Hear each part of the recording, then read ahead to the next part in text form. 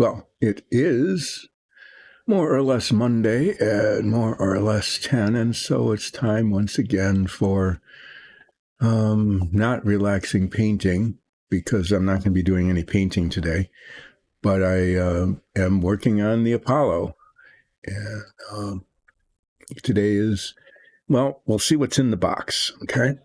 So Friday, I masked the parts for this thing here, the big ring and the 4 panels that are supposed to fold down if the hinges work. And I painted the insides the gray-green color over the weekend and used up all the paint that was in the can, because, like I keep saying, I don't airbrush because I can't figure out how to do it without making a huge mess. Yeah. Hi. Thanks for joining, and thanks for becoming a follower. So I painted these, and I used up the very, very last of the paint, and they're in this box for final inspection. So what's going to happen today depends on how they look. If they are covered well enough with the last little bits of paint that I had, then I will take the masking that I had put on off and then mask the parts that I just painted so I can paint the outside white. And I know I've got enough of the white paint to do that. That's good. If they need more touch-up, then the whole thing changes because I don't have any more of the paint. And so I'll just leave them masked, order more paint, wait another week for it to arrive. Okay, if I can find it. I searched like 2 or 3 places online, and for some reason that color seems to be hard to get. Anyway, if they are okay, then I can move forward with the rest of the painting on the other side. So that's why I would be...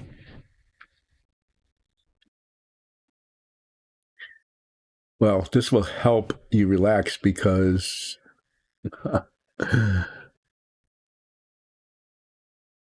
because I just mutter on about all sorts of weird stuff sometimes, or I just complain about how things are going as far as this model goes. Stories, okay. Well, I can tell you some stories about things from the 1950s and 60s because I was there. That's pretty exciting. Anyway, the Apollo stack is coming along. I finished the escape tower, and I finished adequately, at least, the service module. And now I'm working on the container, I don't know what you'd call it, the thing that holds the lunar module. Okay, it's an adapter that goes between the top of this final stage of the Saturn V and the rest of this, and the lunar module sits inside of it. So I'm working on that. So if I'm really lucky, or if I was skilled over the weekend when I was spraying paint on these parts, I will find that they are adequately covered and that I can unmask them. Let's see. So these are the parts. Ta-da! They're large parts, and they're painted gray-green. I don't know. They look like they might be okay. So the thing here is that I carefully masked them, and the masking tape, for some reason, just didn't hold. And when I unmask them, I'm likely to have to do a fair amount of fixing. Okay, and when I take one apart and show it to you, you'll see what I mean. Essentially, the edges, the edges all around need to be white because they're going to be painted white. And where the masking tape came off, like it did all around, I mean, it just didn't hold, which is the first time I've had that problem with the tape. There's just a mess everywhere. Yep. So I'll probably be spending a fair amount of time after I unmask this, sanding down the edges to get the gray-green off, like here. See, it held there. So it's a really nice clean line, but then the gray-green paint got on there and hopefully didn't get onto the other side. So, yeah, so buttons, as we used to say, be modern, use zippers. I don't know why we said that. The other thing is I got this new tape, which I thought was working really well. It is kind of made out of plastic, and it's supposed to cover curves because it bends, and it did, but it didn't stick. So then you got things like this. See, where it was holding and then it didn't, or on this side where it just didn't at all. And where there's a bunch of flashing that needs to come on. So I will be cleaning up edges after I take the tape and the paper off.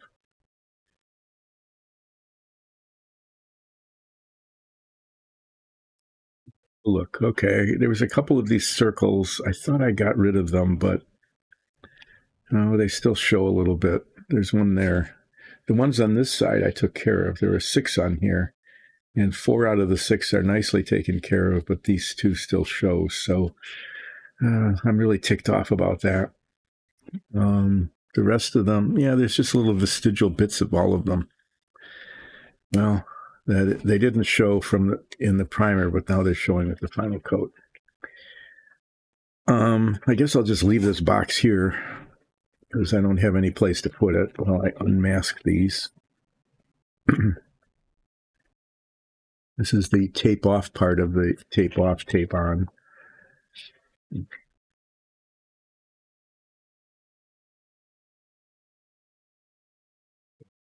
tape is coming off.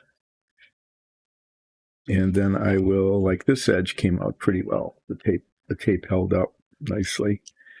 But I'm going to be cleaning up edges before I put masking tape on here so that I can paint this kind of a pearlescent white.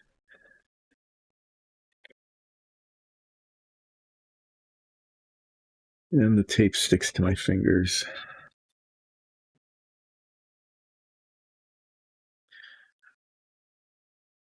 So the best stories, I might do a repeat today of some of the best stories. The best stories were about preparing for nuclear disaster in the 1960s, 50s and 60s. That was a fun thing to do. Because, we had the Cold War going on. Thank you. We had the Cold War going on, and then we had the Cuban Missile Crisis, and then all sorts of exciting things. And I told these stories when I was building the submarine, because the submarine was the prototype of the submarine-launched ballistic missiles, which were an important part of the atomic triad, or our triad of atomic weapons back then, and we still have that. The submarine, oh wow, there's all sorts of little bits of tape here. I think the primary reason that we ended up with nuclear missile launching submarines, well, one was, to have submarines that survived the counterattack or the first strike. Probably we're always afraid of the first strike. And we needed to have enough nuclear weapons surviving the first strike, even though the people wouldn't, but we needed to have enough nuclear weapons to survive so we could make sure that whoever, just annihilated us with the first strike of nuclear weapons could also be annihilated. Good old mutual assured destruction. So yeah, this isn't too bad. It's not great, but it's not too bad in terms of how much cleaning up of the edges needs to be done.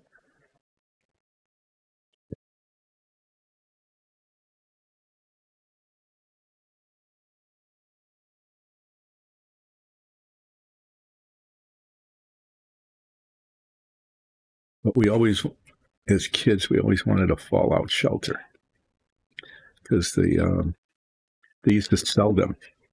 as like kits even. You could buy a fallout shelter kit that you could build and bury in your backyard. Or someone would come with a backhoe and install it for you.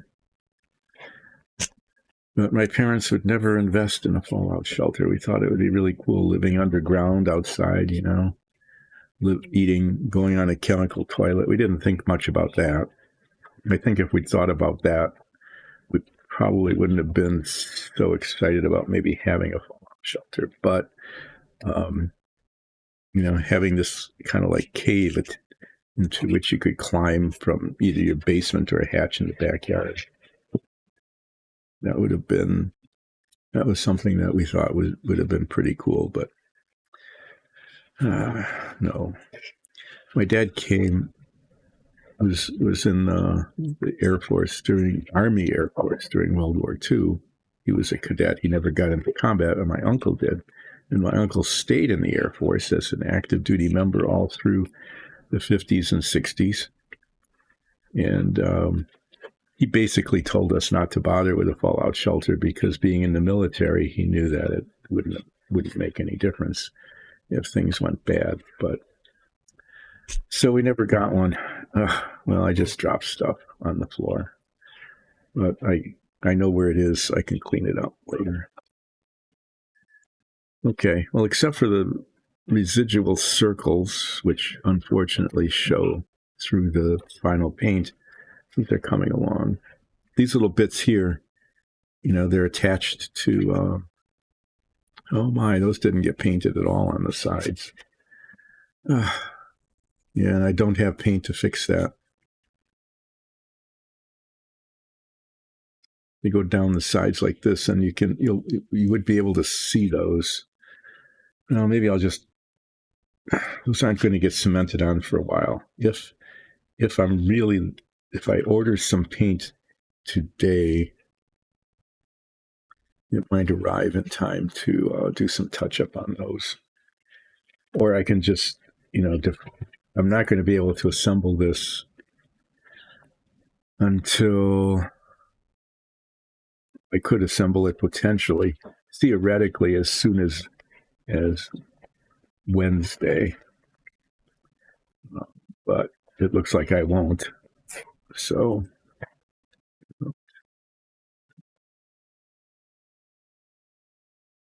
these were like the least important parts, and so it turned out that they were the least well done.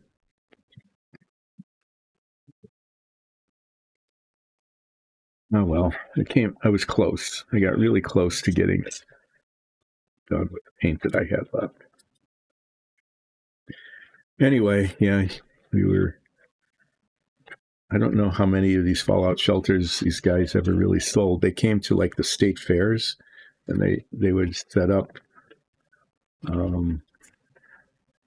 they'd set one up, so you could actually walk through it and go into it. They were pretty tiny. Actually, probably, they're about the size of like a Manhattan studio apartment that you would rent now for, $6,000 a month or something. If we were in the right neighborhood. It was mostly good, but this is not good right there. Okay, so this is going to require a bunch of cleaning up. Anyway, we never got our fallout shelter, but we didn't get blown up either. So I guess that was the upside of it all. Okay, so they're unmasked. Now I need to do a couple of things here. I need to clean up all the the green paint that got through the tape that didn't work as well as I was hoping it would. And I'll probably just sand that off. I also need to test fit these. I hadn't done that before, and I probably should. The way these work is that they set on here like this.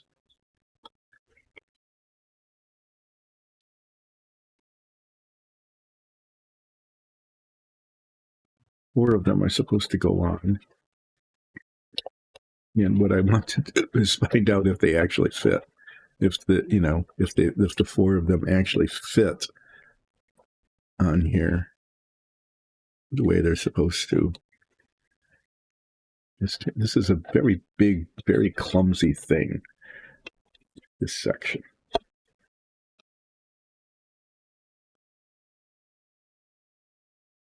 One reason I'm doing this is because if they don't fit, this is the best time to manipulate the edges so that they do fit. Okay, what I need is, I need an assistant. They should have an assistant on this show.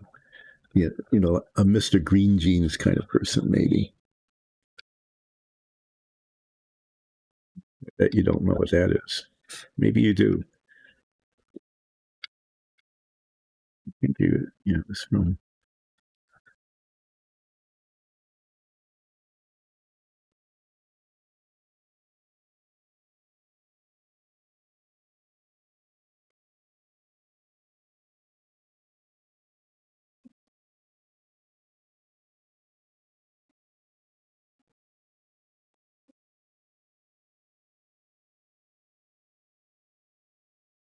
Here, he was Mr.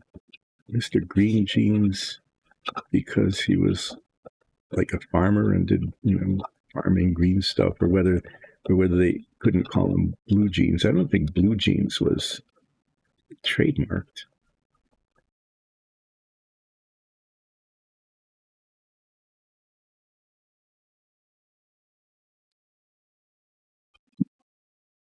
As you can see, this is really fun. This is like really not working at all. All I want to do is see if these pieces fit.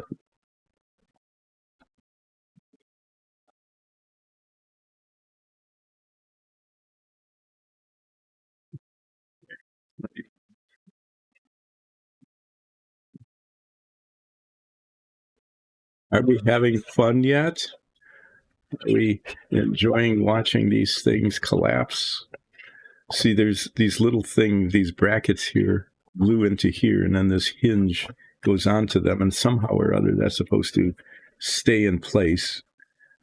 Assembling this is going to be a little bit of a lot of a challenge because, I don't know. Maybe we'll save that as a surprise as to why it's going to be such a challenge. But the hinges need to these pieces need to be held in place, and the hinges held on while the cement is setting, and it needs to be done 4 times without breaking anything or things falling apart. And then supposedly, once this is all put together and hinged and everything, and these things are setting on here nicely in place, which you can see they're not, supposedly the entire rest of the model,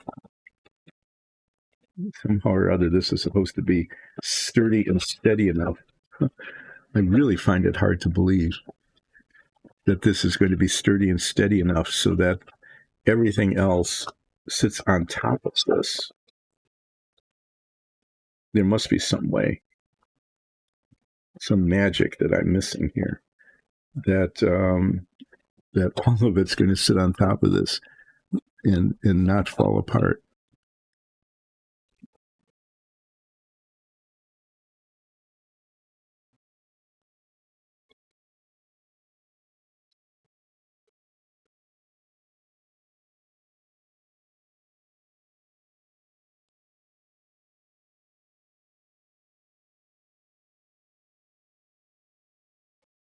What I'm concerned about, and I will express my concerns, is that these parts, that like if the tolerances are small, these parts will not all fit. And when I'm trying to cement them on, and if they don't fit, it will be a really big problem. Okay. Look, okay, there. That's how it's supposed to end up looking somehow.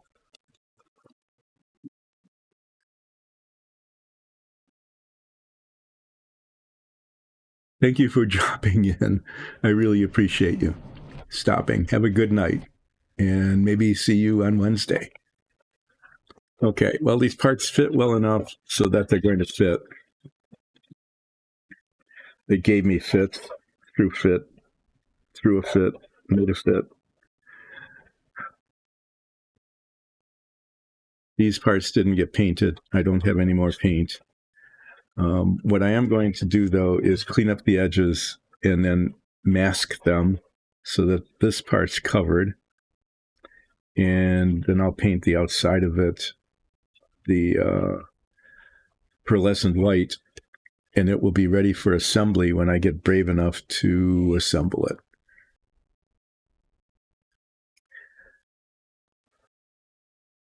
Anyway, that was interesting and kind of annoying. I'm going to set them up here so that I can just work on one at a time down here. I'm going to put down paper towel so that I don't, this cardboard is abrasive.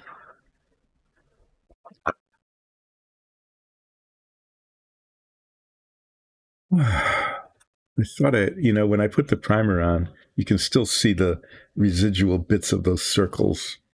It's just going to have to be part of the story that is intentional on the part of the Apollo makers.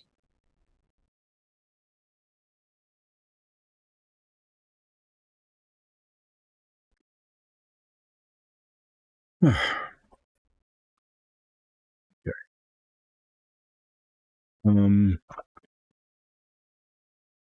Use a sanding block.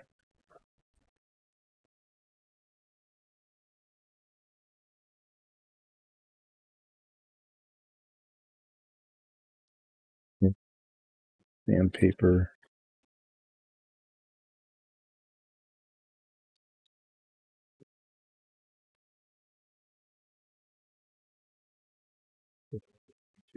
Trying to get stuff here. I've got this whole pile of sandpaper and all sorts of different grits from what's on I'll use. Get a lot of 3000. I could polish an entire vehicle, I think. 2000, 1500. This is a nice set. I've got many, many different grits. These are really gritty. 220. Ooh. This would tear right into something. Anyway, I'm just going to cut pieces of this off, use this piece of balsa as a sanding block, and clean up the edges as well as I can. I'm going to just start with a small piece here and wrap it around so I have sort of a flat surface. So start here. This looks like an easy place to start. Let's just see how it works.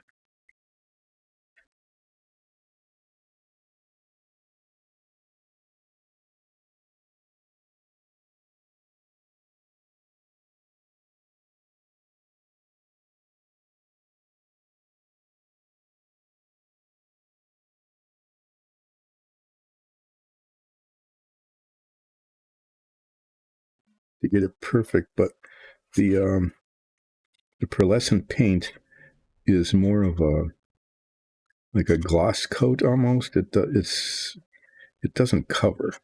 It just changes the appearance of it. So the problem is that the edge here is not smooth.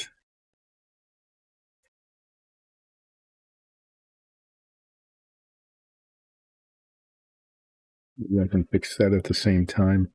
It's just a molding problem. It's like there's flashing on it, kind of. Okay, and along the top, there's a little bit here.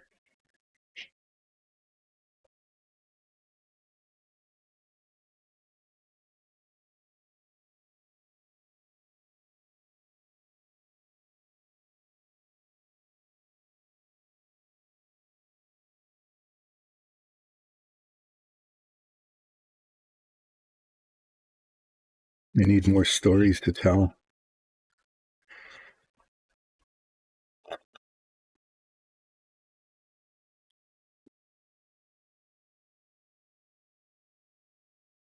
Yeah, I started to talk about, not being able to get a fallout shelter. But I'm building an Apollo.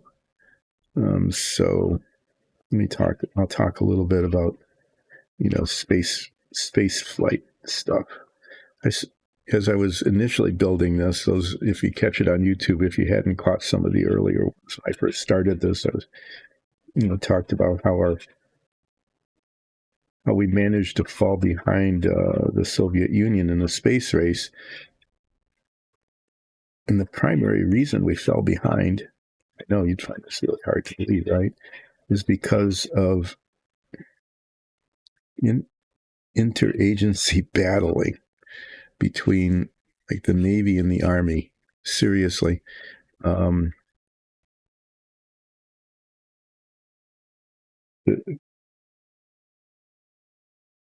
some reason, they just, the decision was made to not use existing rockets to launch a satellite into orbit.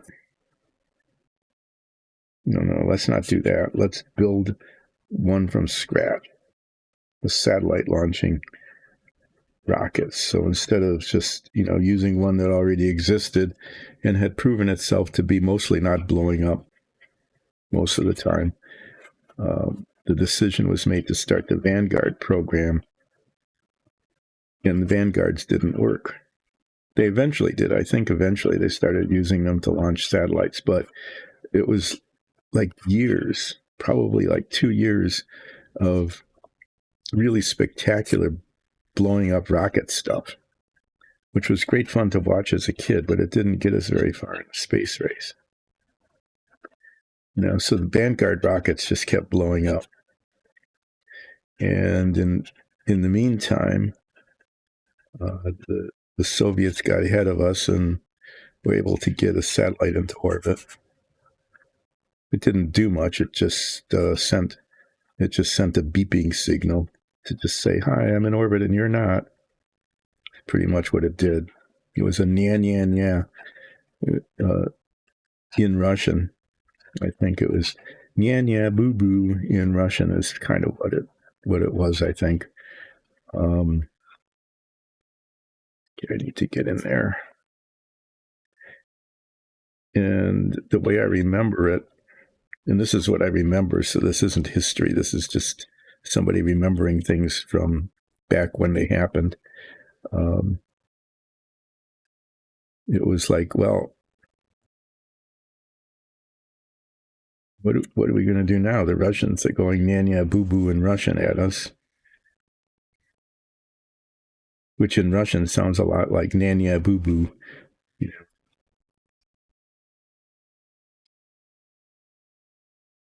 Just a lot of, anyway, it came across the way it was intended, which was to embarrass us.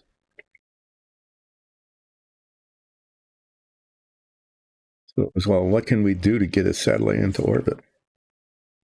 Because our Vanguards keep blowing up.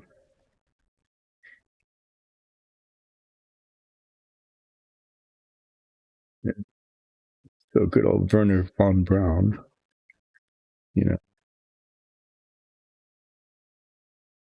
we won't get into the controversies of his participation in World War II at this point, because that's another thing. Anyway, he said, well, we can just use rockets that we already have that don't blow up. And the rocket that they had that didn't blow up wasn't very powerful. It was a Redstone. It was called an intermediate range ballistic missile, but it wasn't by itself powerful enough to get anything into orbit. So they stacked stages on top of it. And so we had this, I think they needed like 4 stages, and the last stage was this puny little rocket motor. But it was enough to get the last bit of Explorer 1 up into space. Yep. So that was that. Did we learn any lessons from that? Probably not.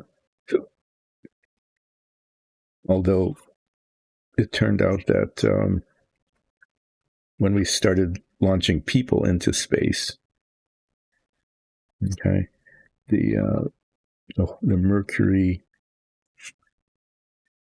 and Gemini programs all used repurposed military missiles that were already there and mostly didn't blow up when they were launched. You have to use a little file on this. I don't want to do that because it leaves scratch marks, so I can't reach it very well with sandpaper.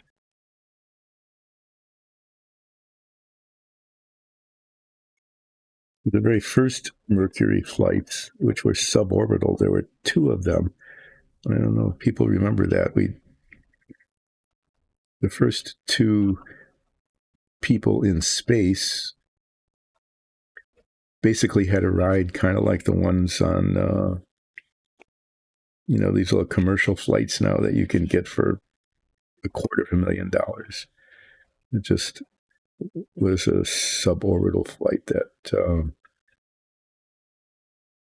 went up and out and splashed in the ocean. It was essentially a test to make sure that the capsule, like the parachutes, worked. You wanted to make sure that those worked, for example. So they were worthwhile, but they weren't really spectacular in that, Russia had already put people into orbit and we were just sending people out in these little blips out into the ocean.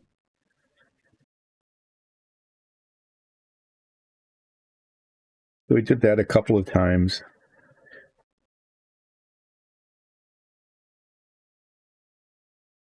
And then Alan Shepard was the first one to do that. And then I think Gus Grissom was the next one. And I think his capsule was the one that sank.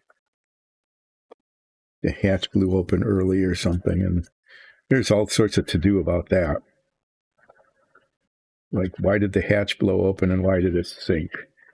Did he panic because he got seasick? Was there a failure of the hatch? I haven't read enough of the history to find out whether there was any kind of resolution to it or not, but there was. Anyway, you have to have a controversy, otherwise the news isn't fun, right? Anyway, we eventually got into orbit. And then the whole Saturn program started. And the Saturn V, the Apollo program based on the Saturn series of rockets. And these were, that was quite a deal because these weren't like repurposed military missiles. Everything was purpose-built from scratch. Some of what are still the most powerful single rocket engines, the 5 that were on the first stage of the Saturn V.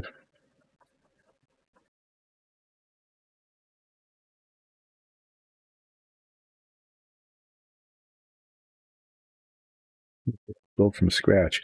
In fact, everything in the Apollo program was like never done before. It was pretty amazing engineering. It benefited from a couple of things that were a little bit unusual at the time. One is that it wasn't given over to a branch of the military, so you didn't have these little battles between the branches of the military about whose it was and who got to get the credit, who got an extra star, on their shoulder because of they landed a big contract, big weapons program or something. So it was run by the civilian agency, supposedly NASA, and the subcontractors I think it was really different then. It wasn't that there wasn't a lot of money. I think, the money just flowed and nobody asked about where it was going, but there wasn't it wasn't a company. So even though companies built it, it wasn't like we have to do this to maximize shareholder value. We have to do this to get to the moon safely and back. So I think there was, and I don't know this for sure, I'm just speculating. I speculate that one of the reasons it worked, despite the fact that everything that was being done had never been done before, is they had pretty decent project managers who were given the task of making something happen that had never been done before. Okay. And engineers who were given the task of figuring out how to make these things that had never been done before happen.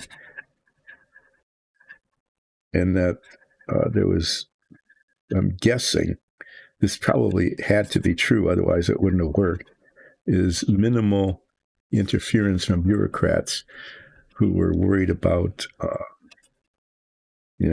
bureaucrat things, like maintaining their own authority, regardless of whether it made any difference in the project. So I'm thinking, I'm going to speculate. Those of you who are listening can actually probably look this up in a book or something. One of the reasons the whole Apollo thing worked was that it was being done and run by people who were committed to just making it work and not to extraneous things like shareholder value or their place in the bureaucratic hierarchy.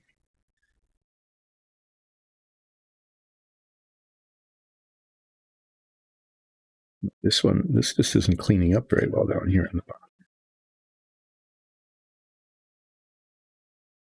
So that may or may not be true, but anyway, I'm going to just say that I'm suggesting that maybe it was different then than it is now.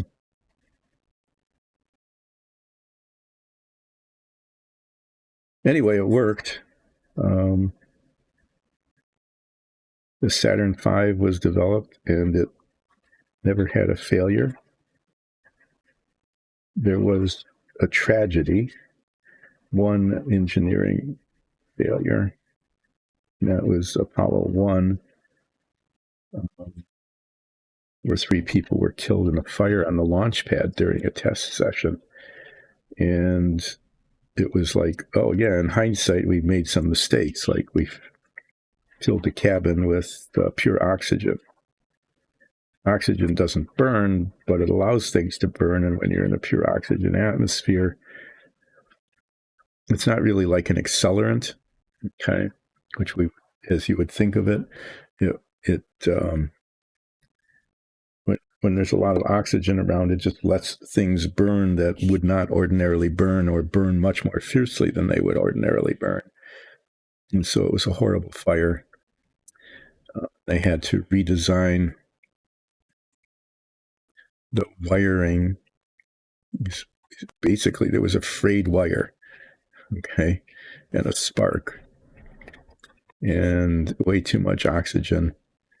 And it was this combination of errors that led to the tragedy there. But the rest of the stuff, just worked in an amazing way. It really was.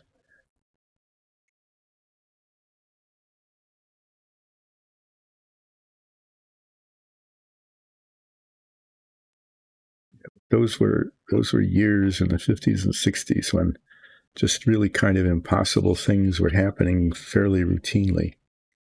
The X-15 was routinely setting records for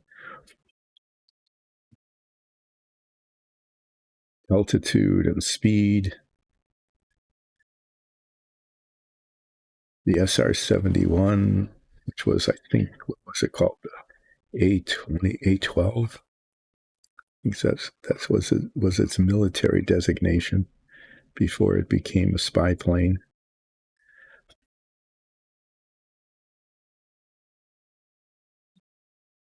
It was a pretty exciting time in astro and aeronautics.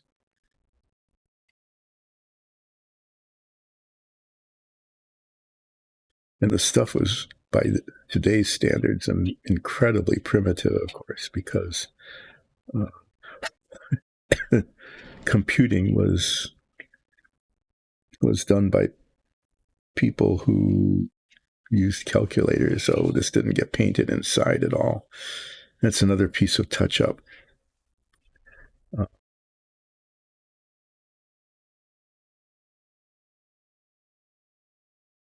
Yet that's not going to show.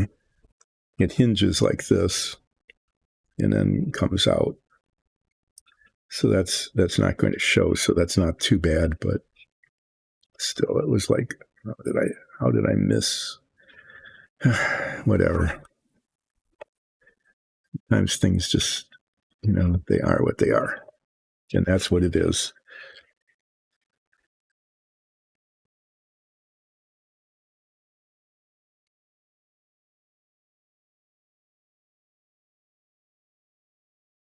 If I clean up these edges so there isn't at least very much gray-green on the parts that are supposed to end up being white, then I'm going to put mask it, and hopefully with more success than this all got masked this time around. I had painted many other parts, with masking them and painting them, especially on the service module.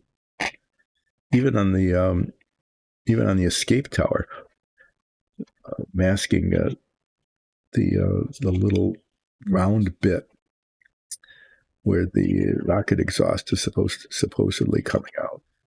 All of that worked really well, but this time, I don't know. It was like a failure in some ways.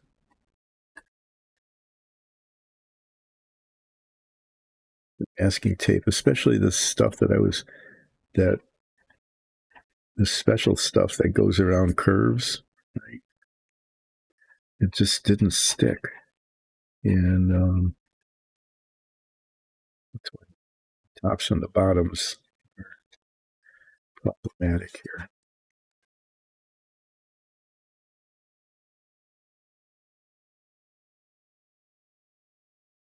Yeah, and the unevenness of the plastic because of the poor manufacturing doesn't help either.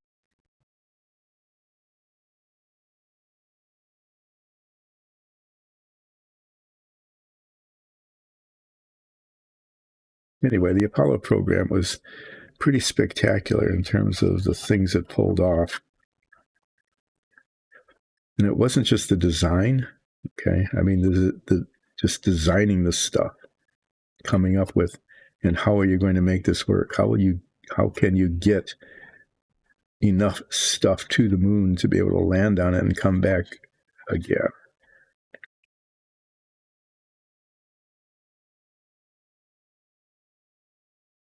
That, and then, how much rocket power do you need to lift this whole thing off? Most of the reason the whole Saturn V thing was so huge was that it had to lift all of its own fuel. Think about it. It's incredibly inefficient. That probably like 95% of the boosting of the most powerful rocket engines ever made were basically to lift off its own fuel. And that much, but it was a large percentage.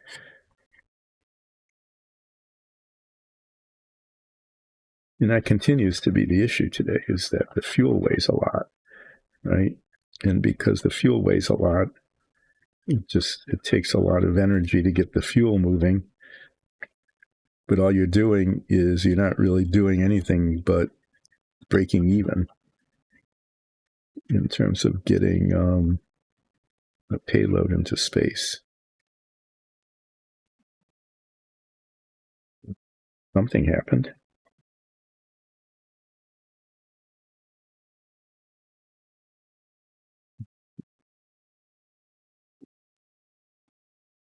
I think the microphone filters out the dogs, so you never hear them when they decide that there is something exciting going on and they need to run across the floor and bark.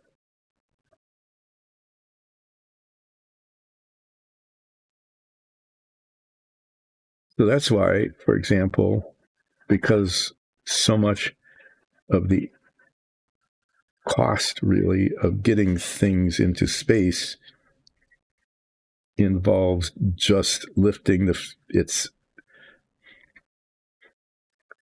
lifting the fuel needed to run the rocket engines to get anything moving at all, that people start speculating about things like space elevators. Space elevators, that would be a really cool thing if that could happen. It's not real likely, but it's, again, one of those things that's theoretically possible. So the way a space elevator would work is that one end would be on Earth, right? Because you're trying to get things off of Earth into space. But the other end would be anchored in geosynchronous orbit, which means that it would stay above a certain place on Earth.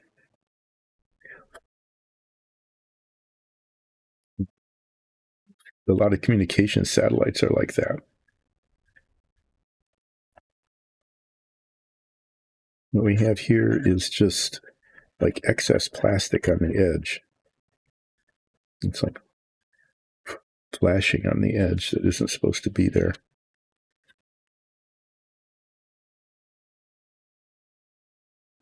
Take too much of it off because that could mess up the outside of it. I'm using a file on this initially, and then I'm going to use sandpaper to finish it off. Anyway, so you put one end of it in geosynchronous orbit and the other end on Earth, and you would string a cable between them. It'd be a very, very long cable. I think, God, I can't remember. I wish I could remember these things. Geosynchronous orbit, like the space station, for example, it is like maybe 200 miles up or something. And most low Earth orbit satellites are maybe 150, miles up, 250. But I think geosynchronous orbit is like 16,000.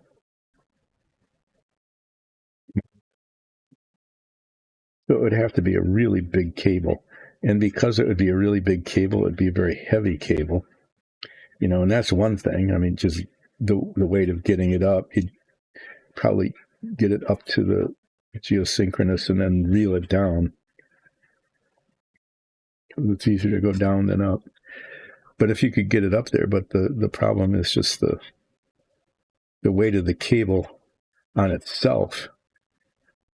And the weight wouldn't be very evenly distributed because the part that was in orbit would be weightless, but the part that would be, attached to the planet, us, Earth, would weigh a lot.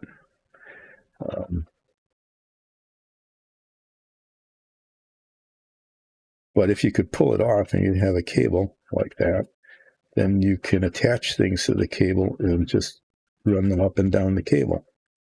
Like, that's why it's called an elevator. That's kind of how it would work.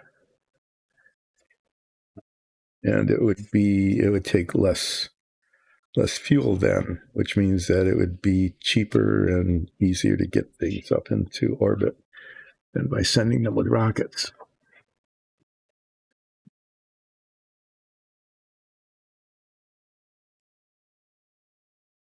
That was one of those things, when there's always these articles, sometimes even books about, oh, we could do this really cool thing, except we can't. You know, those.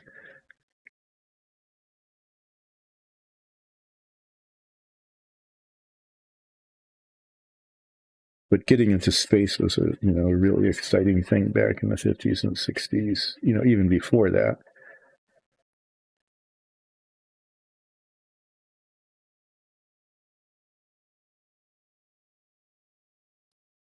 But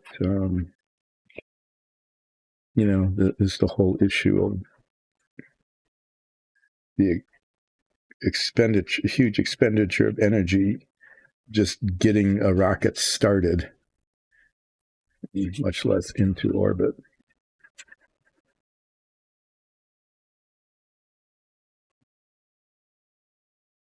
I guess that's why we did things like, and then you build this hugely complicated, expensive rocket engine. That was the part that's most expensive, plus the electronics and things. But so you build this very complicated, expensive, sophisticated, you call it that, really cool rocket engine, and then it just lands in the ocean and sinks and it's gone, which is why the space shuttle started, which was, well, if we can recover it, we can reuse it, and that'll make it a whole lot cheaper. And when that started, it was like, oh, this will be like a space truck. They'll be launching one of these every month. That never happened because it all turned out to be much more complicated than promised initially by the people who were, wanting to get paid to build it. And of course, there were some disasters that happened. The Challenger, which basically was lost in an explosion because some pieces of rubber were too hard because it was too cold. And then the loss of the Columbia, which was because a piece of insulating foam broke off and broke something that was supposed to be impossible. The thing that happened could not have possibly happened.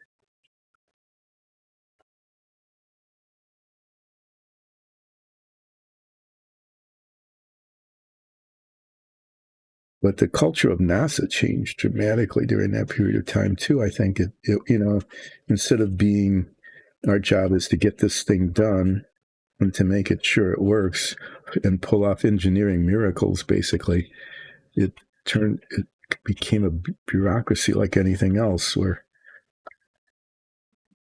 I was watching a documentary about the Columbia disaster, and it was like people couldn't talk to each other.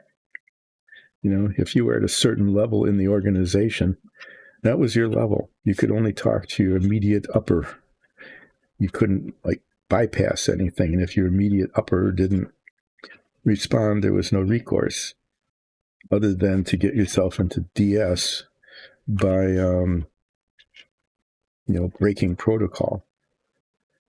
And people wanted to keep jobs. During the 1980s, there was a pretty big recession going on. If you had a job, you wanted to keep it, especially if it was a pretty good job at a place like NASA. Anyway, the culture changed from one of let's accomplish really impossible things to let's be a bureaucracy where the most important thing is looking good to the next step above you, or maintaining your place on the totem pole. That's not a good analogy. Sorry about that. Maintaining your place on the hierarchy.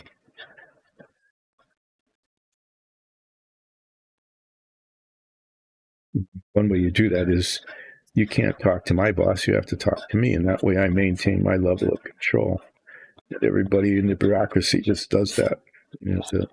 You maintain your level of control by controlling the people who are below you on the hierarchical chart. That was unfortunate because a lot of people died because of that.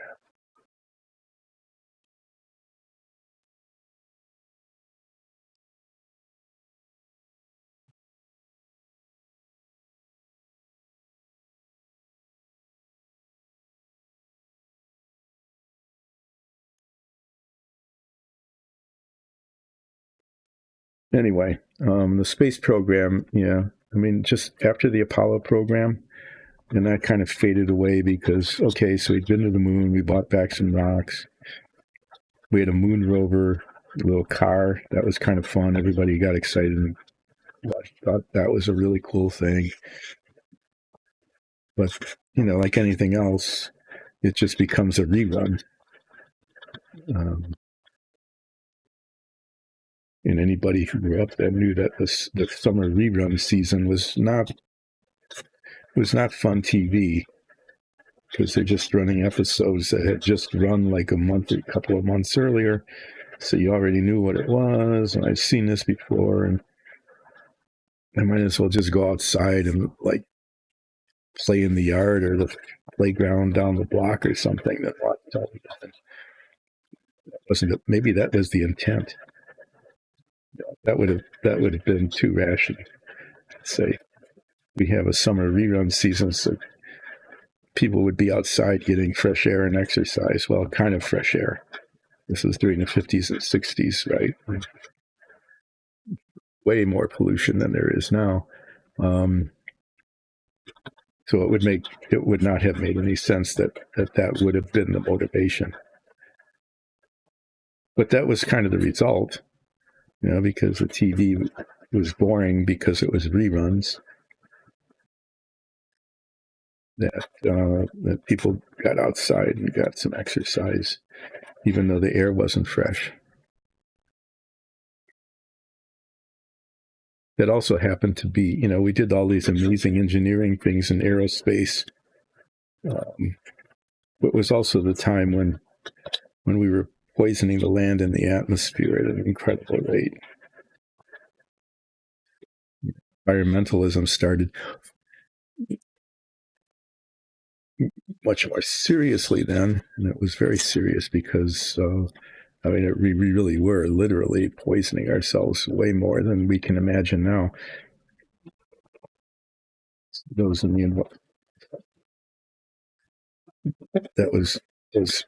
were the famous days when rivers caught on fire. They're all, I think most people might have heard of the Cuyahoga River burning, but that wasn't the only river that burned.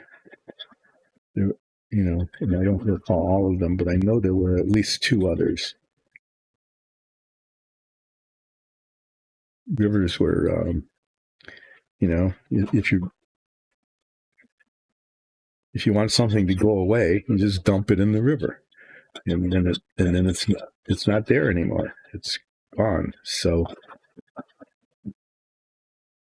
that's how we got rid of things, all sorts of industrial pollutants and things like that, and raw sewage, people pollutants and things that they went into rivers, and unfortunately they didn't just go away. A lot of rivers became basically deserts, death traps. Nothing could live in them. Maybe not. Maybe that's not true. It might be that there were some sorts of bacteria. We might have missed a chance then. I'm sure that there were some sort of like microorganisms, bacteria, that were thriving in these highly polluted rivers. And whatever they were eating whatever the pollution was. I don't think we weren't as attuned to the possibility then as we are now. But there were probably some organisms there that would have been incredibly helpful in terms of cleaning stuff up. Because they were eating the pollution that was causing rivers to burn. Just wondering, kind of, as I'm muttering on, just kind of speculating about whether that could have been the case or not. Well, one thing I didn't tell you at the beginning of this stream is that this is going to be a different schedule than usual. We have some maintenance work being done in my studio, which is the basement, which is where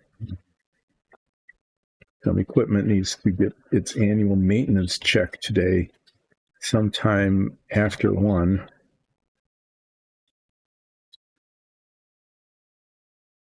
You know how that is. You get a window. We'll be there sometime after 1, which could be like 12:45 or the next day. Anyway, I need to be prepared for that. So I am going to, this is not perfectly done. Maybe it's tolerable. I don't know.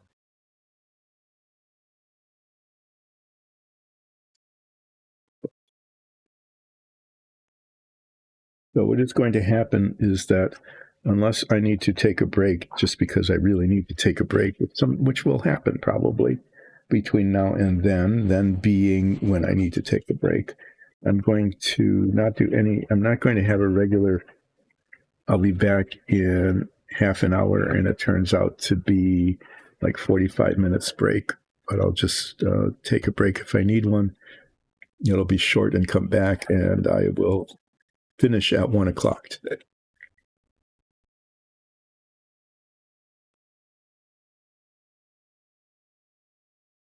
Okay.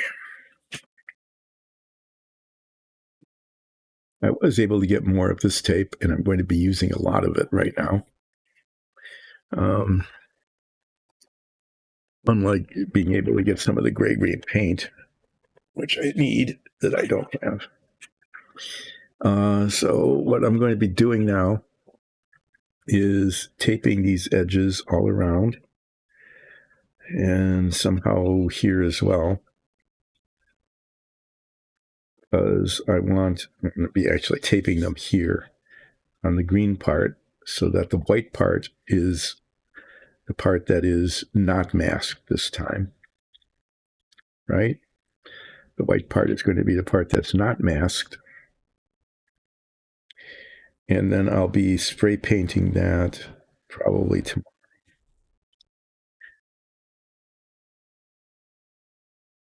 Keep using this tape for that purpose because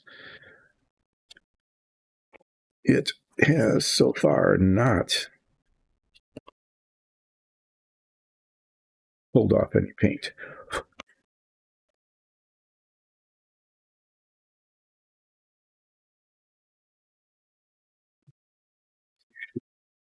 Attempting to do, and I hope with some success, is get the tape just right on the edge. I want it to be right. I want it to cover to the edge. It goes over just the slightest little bit, but doesn't fold over. Doesn't fold over and cover the white.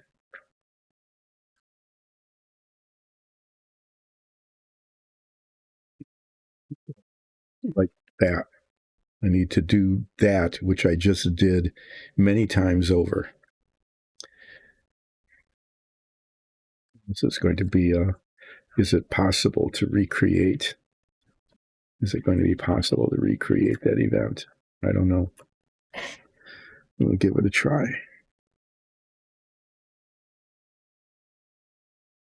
This is boring taping. Well, like it said, tape off, tape on. I did the tape off part. Now I am doing the tape on part.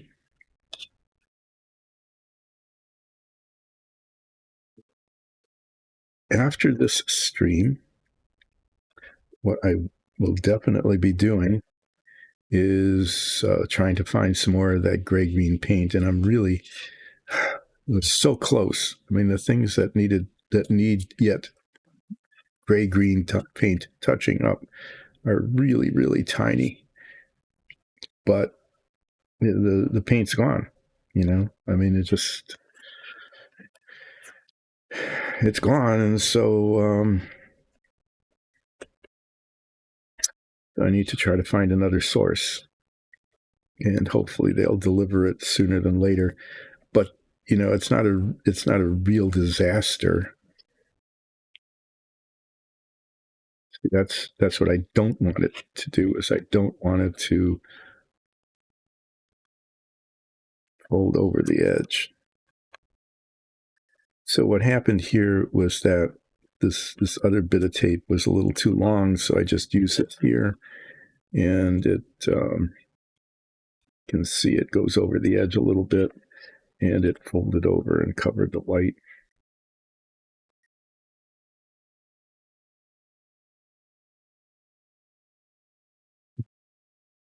The side is interesting. I hadn't done that before.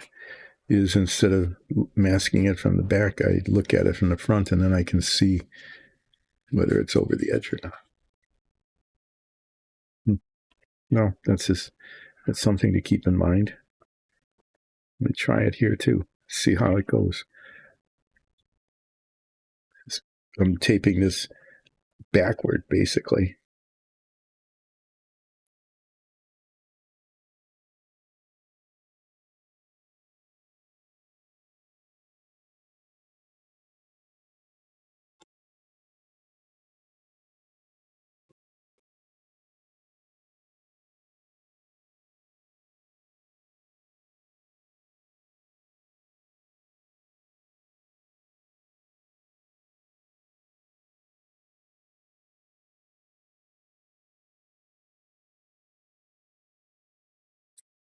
Well, I was just trying something there that actually seems to be working. Okay, on the rest of these, this part I'm about to do here now is the part I'm going to do first on the rest of these, I think, because it's the most difficult part. It's taping around this hinge.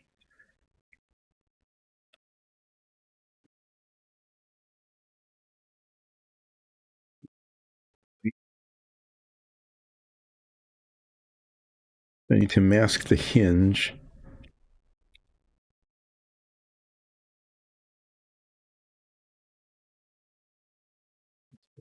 The part that's green, I need to mask the hinge and leave the part that's white uncovered.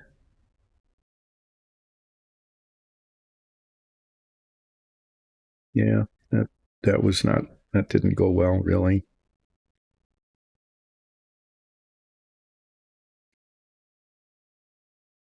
That's why I'm going to do it first on the other ones, because it's going to take almost as long to get this little bit done around the hinge the way it's going as it is to mask all the rest of it. Get pointy object here. Use a nail to push the tape into the corners.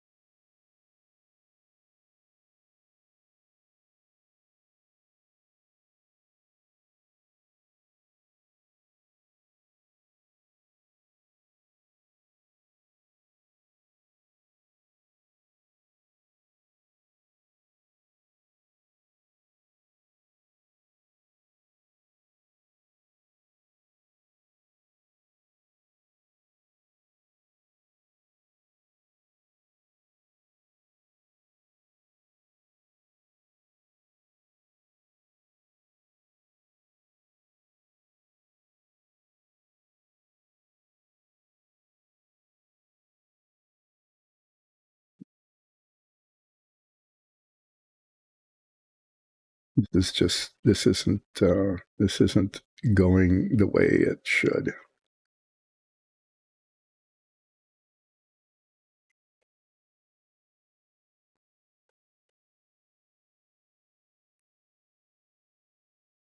I think on the model, the one on the cover, I think the cover, they painted the hinges white instead of the gray green. And I'm pretty sure they did that, and I can see why, because it would have been easy to just mask around it like that and just paint it white.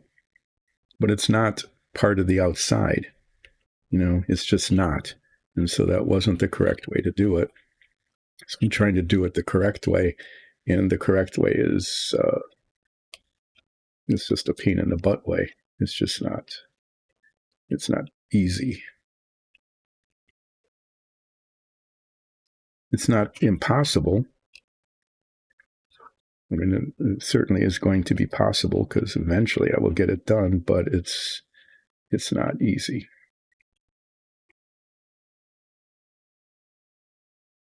Okay, I need to, well,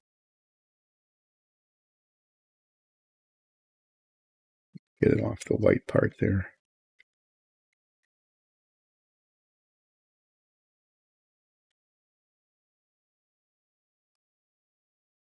When this is all done, I may end up having to, if I ever get the gray-green paint, this is where I may end up having to do a little brush work to touch it up.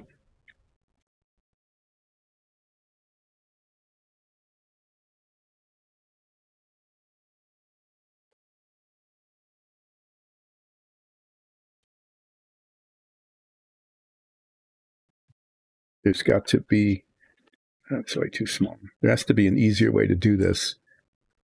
This has to be an easier way to do this that I haven't yet discovered. Hi. Well, I am not a dungeon master, but I know one, so I might be able to help. Yeah, go ahead, please. And thanks for joining chat. I've been playing Dungeons and Dragons for a very, very long time, since it first started, pretty much back in the mid 1970s. So I might be able to help, and if not, I know someone who can. So go ahead. What is it that you'd like to know?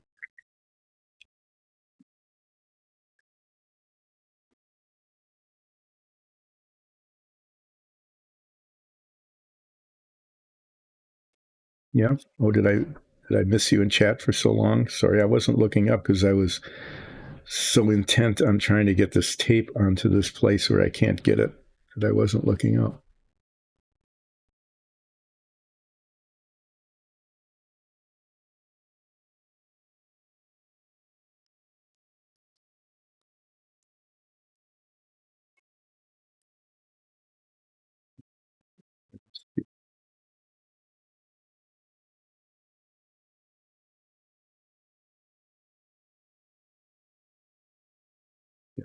Camera there because I can't reach there from here. There.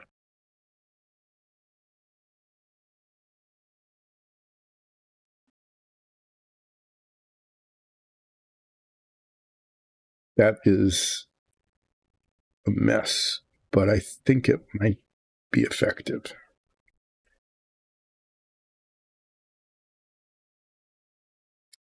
This reminds me of the thing I was talking about on Friday, where the unfair treatment of cobblers, shoemakers.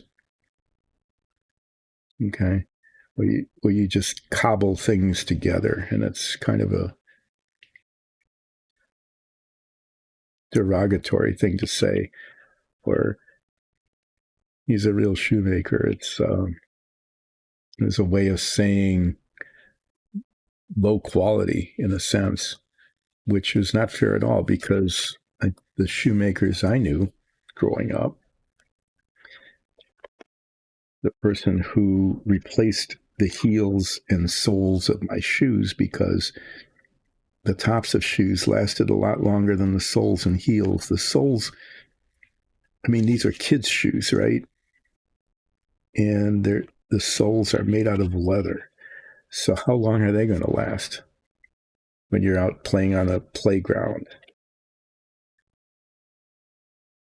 think that's why they invented things like red ball jets, that had like rubber soles and were designed to hold up a little bit better when you're running around in the fields. Not really athletic shoes, but just, something to run around in other than your good shoes. I'm sorry I missed your question. If you want to go ahead and ask, please do.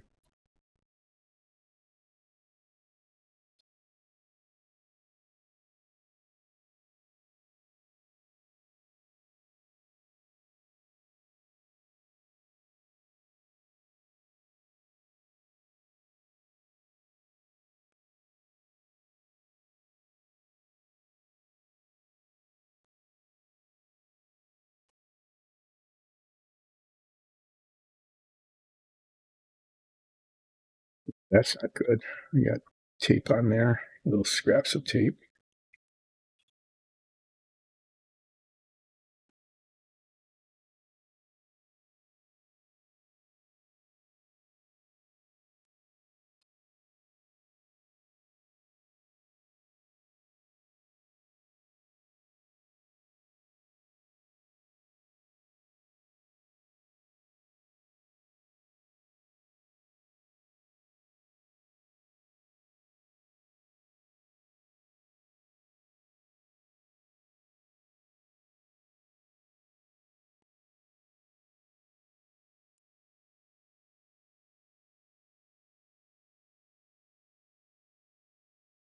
I've lost my train of thought,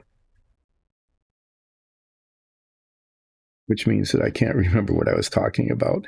At some point in your life, that will happen to you too.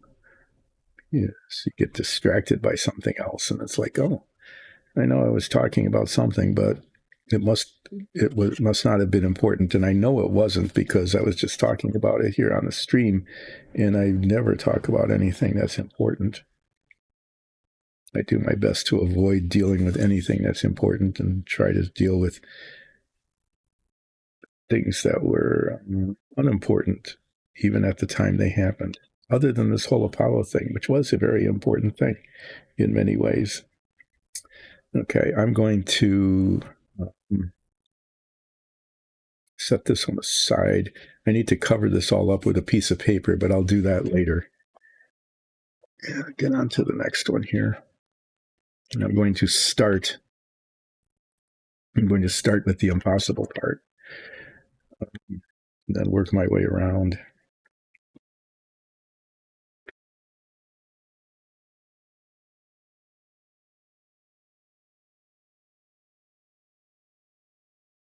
Could use tweezers for this, but as I found when I use tweezers, the tape usually sticks to the tweezers more than it does to the surface to which I am applying it. And this is the point of, anyway, give this a go here. Okay, that was actually a success. Huh, weird. Unexpected. I mean, it usually just doesn't happen that something works. It's just over the edge just a little bit.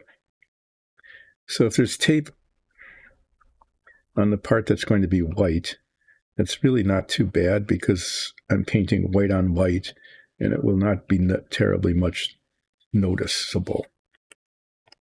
You won't be able to see it because it's tiny. Tiny little bit of white on white that will just be a slightly different gloss, essentially.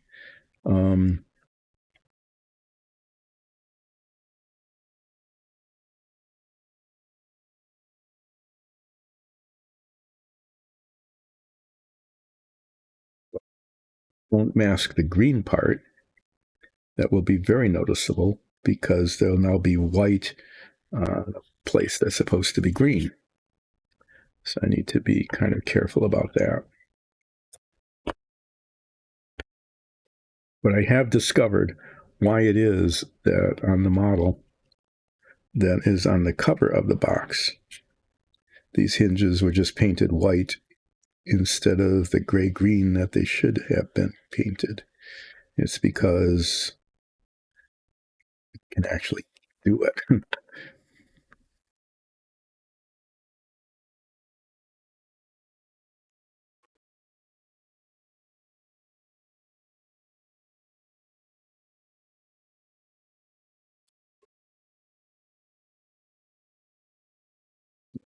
Around these hinges as I was feared of taking just as long as masking.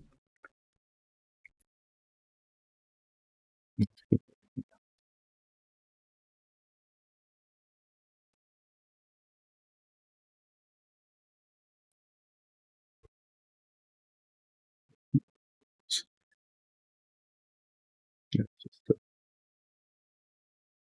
weird thing about to which I was concerned. Getting the tape down into the corners.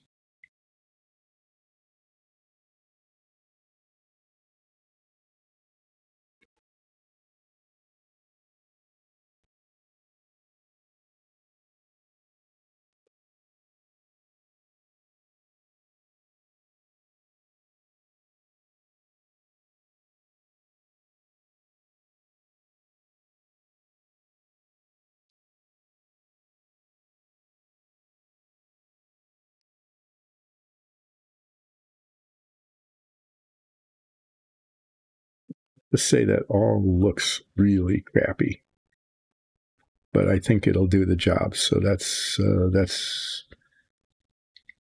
what the important thing is that it covers up what needs to be covered and doesn't cover what I don't want covered. Yeah, but as it is.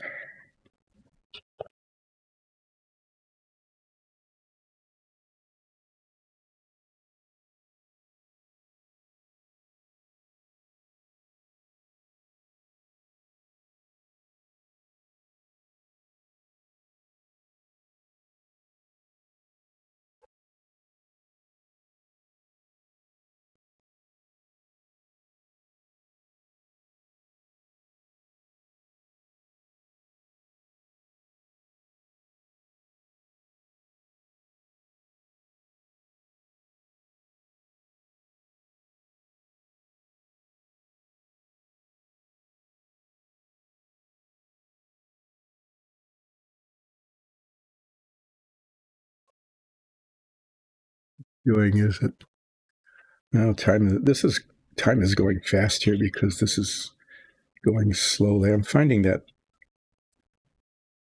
masking just takes a long time. It just ends up taking like an entire stream, hours. It takes hours to mask these things. And then it takes maybe like 3 minutes to spray paint it on. And then it has to all be redone anyway because something got, like I ran out of paint, right? You run out of paint that you need and you can't get more of the paint. And then, yeah. And so that ends up being the story of the masking, is that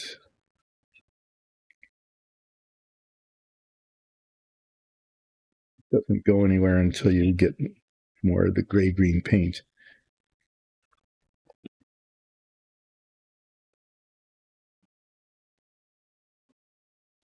Really, I really have to come up with something to talk about because it's really pretty boring on both ends. I'm sure it is on your end. Not nearly as much fun as like the submarine when I was trying to paint tiny little detail, dials and buttons and stuff. In some ways, the Apollo, the LEM is going to be more interesting. I can promise that already. The next thing I'm going to work on once this is done, I'm going to start actually working on the LEM before this is done because I need to wait for the arrival of some more blue-green paint. Blue-green, I keep saying that, gray-green paint. Why can't I get the color right. I need to wait for more gray-green paint so that I can do the little bit of touch-up that's necessary on the hinges before I assemble this, which is fine anyway because I'm not looking forward to assembling this. I have not looked forward to assembling almost all of this. Even though the assembly is a very, very small part of the completion of this model as it's turning out to be, there isn't much assembling. The assembling that there has always been difficult and kind of tense, not relaxing. And the same thing is true here. I mean, these are big parts, right? But the hinges, these tiny little brackets with a little bit of contact surfaces are supposed to hold these on, and not only hold them on, but hold them on as they move, which means that they need to hold up to. Great. I'll be doing the second one, and I'm already dropping stuff. Great. Just thinking about the assembly is causing me to tremble.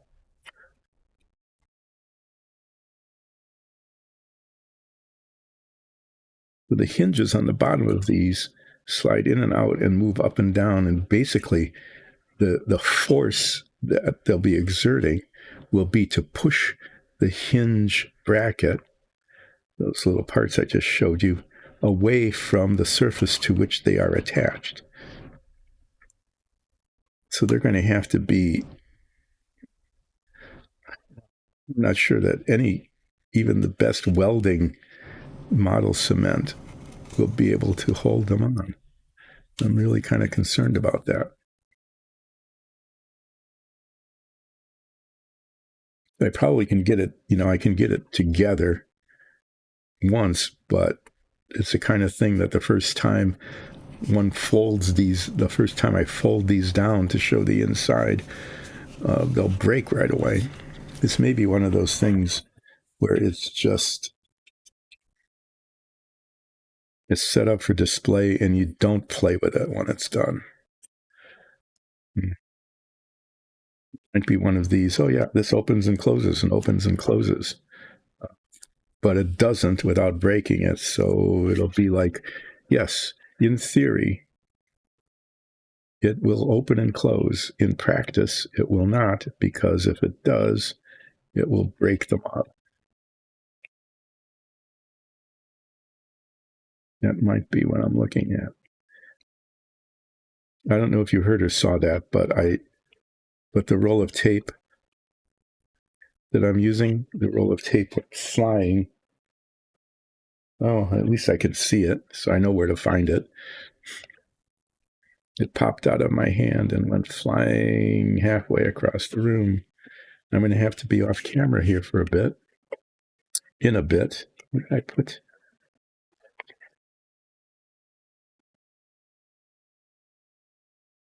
I'm going to have to go off camera just in a little bit to retrieve the tape that popped out of my hand and went flying halfway across the room. As good grief. This is where I could use naughty words. I'll be right back.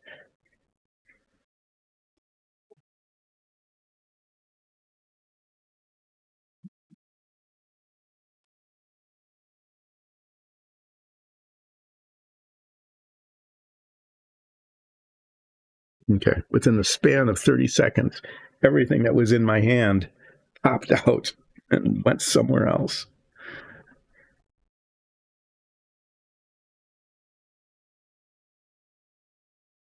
I wonder if that'll just work like that. Maybe I have found a better way to do this.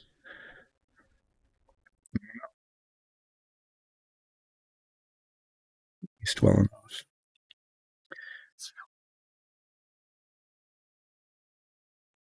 But I'm going to be stymied here a little bit by the absence of any gray-green paint, because I know I'm going to need some for touch-up once this is done.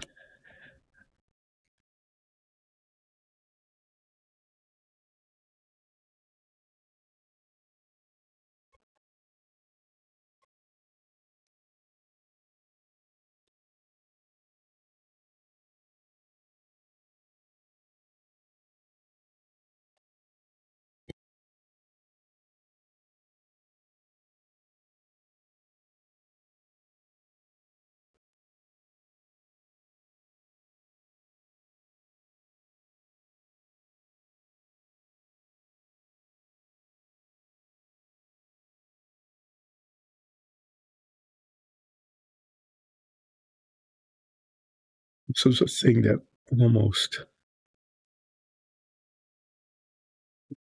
worked. And really close to working.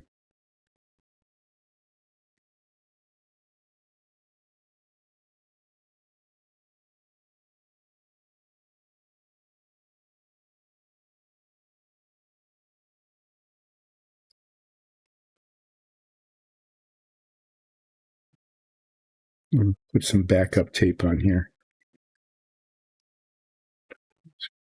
Okay, I am dropping almost everything. There's something going on here with my ability to hold on to things that is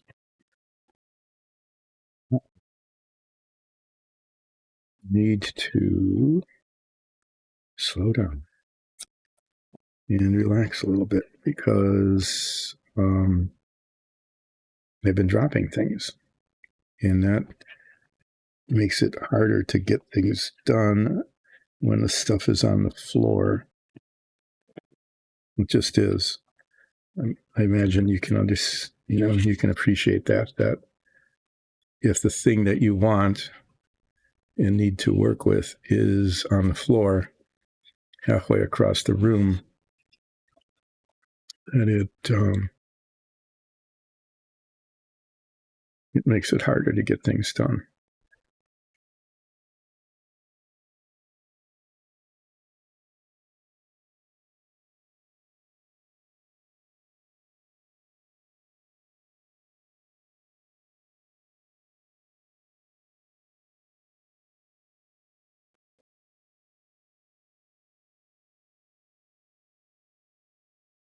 Spot where the tweezers actually worked.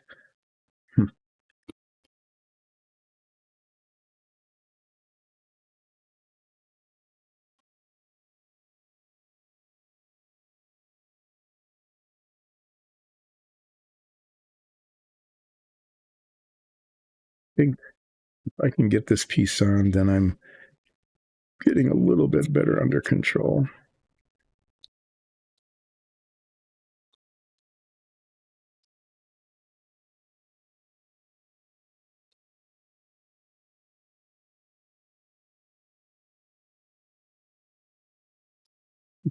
So my task du jour, other than finishing this, getting the tape on, is going to be finding some gray-green paint,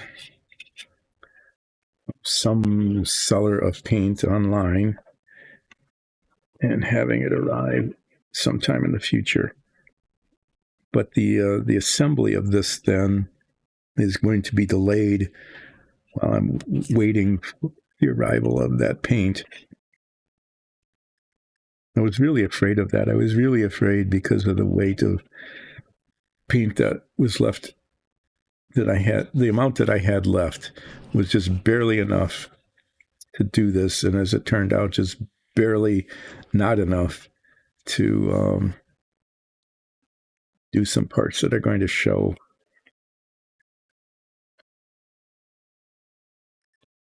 And it's just unfortunate that I didn't notice the parts that were not painted when I was painting them, because I probably would have had enough paint to get them done if I had gotten it to them right away. instead of, like spraying a place that didn't need to be resprayed. If I had done the part that needed to, I probably could have gotten it done, but so it goes. And I just, I purchased some other paints, other colors, and they didn't have the gray green. And so I thought, well, I'll take a chance. And the chance turned out to be taken and didn't work out. Well, I did get further along than I could have. I got these done, at least these big parts well enough done so that I could get them taped today. If I hadn't had enough to be able to do at least this much, I wouldn't be doing this really exciting putting tape on pieces stuff here. I'd be doing something else, like cementing together the two halves of the astronaut figures, which would be equally boring because they don't fit together very well. And I'd be able to talk about how, oh, geez, these parts just don't fit together very well. I guess I'll stick a whole bunch of cement on these and hope that I can sand out the seams later. That kind of thing. I'll be doing that Wednesday anyway. Wednesday. It is so hard to say that properly. And you say, well, what do you mean? It's Wednesday. No, it's not Wednesday. It's Wednesday. I will keep saying that over and over, that it is never, hardly ever said correctly, because it's very hard to say it the way it's spelled.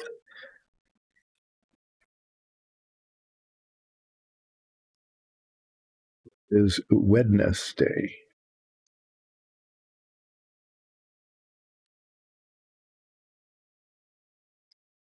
Wednesday.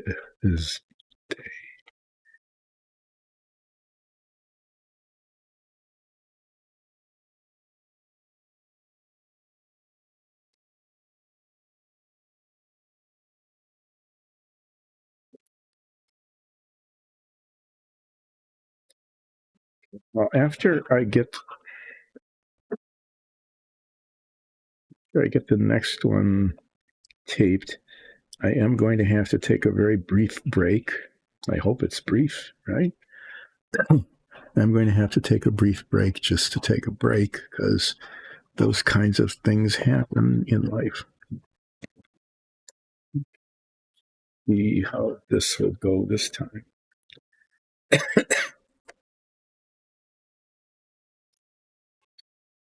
So, yeah, the Apollo program was just, it really was an incredible thing that I don't think I know that we have not replicated here or anywhere else in terms of pulling off impossible things and impossible things safely in a relatively short, very short actually, period of time. I'm not sure that that's anything we can ever do again, because it required a commitment of people and resources in a fashion that we just don't do anymore. The incentives aren't there to pull it off in that fashion. So it probably was just a one-off, and it was spectacular in its success. So, all we can do is look at it historically and go, wow, that was a thing that we can't ever do again. It's like the Artemis program going back to the moon now. It's like, we already did it. How can it be so hard?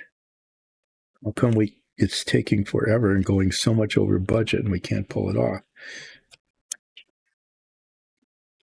And I can speculate that part of the reason is just the culture of the organizations that are working on it. The organizations providing the money, the organizations doing the work. That the internal incentives just don't match up with the things that are necessary to make the project work the way it needs to work. The other thing is, I think that because we've gotten so clever, so clever with computers and so on, that we get caught up in just being clever. Being clever about it becomes more important than getting it done. I think that kind of happens as well.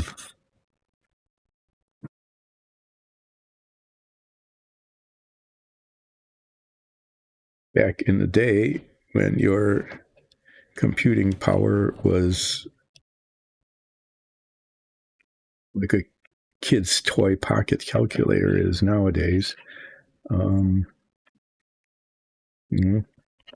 there was less emphasis on cleverness and a lot more emphasis on just trying to accomplish it with whatever was there. There was a lot more solving of a problem and a lot less, oh well, we can do it, basically making a problem where there wasn't a problem by just over teching it.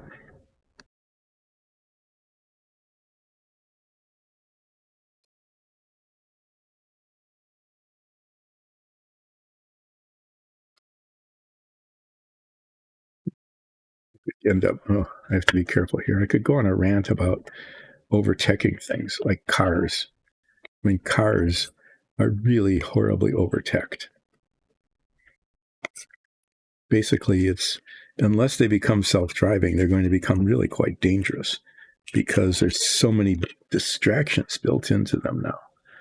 In an effort to maintain entertainment, I guess. I don't know.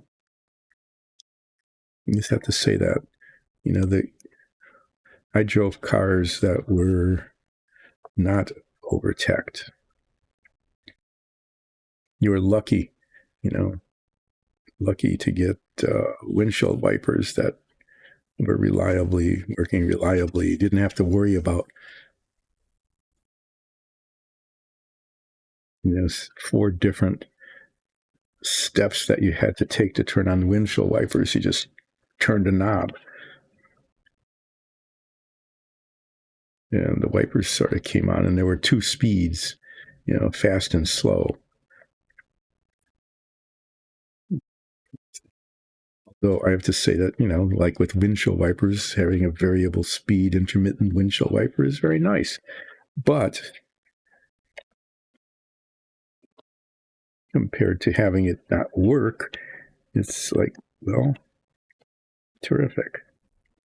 So we've got this car. It's not hugely over-teched. It's not terribly old, but it's got adaptive cruise control, right? Which means that it's got this little camera in it. It doesn't just set a speed and hold to it, but it's attached to this camera that's supposed to look at the stuff in front of you, and if you get too close, it slows you down. Well, that's convenient. That's a nice thing. Okay. But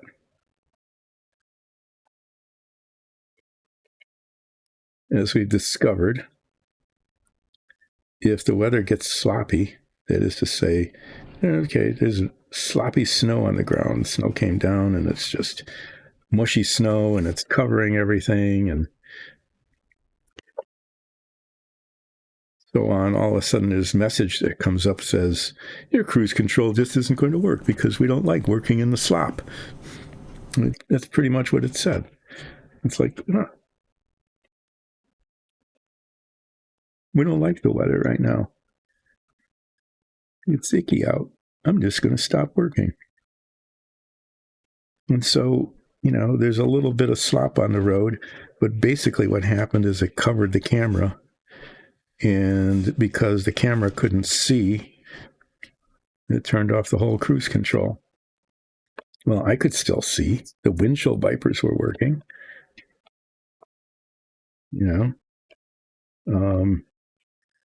roads weren't really slippery. They were just wet.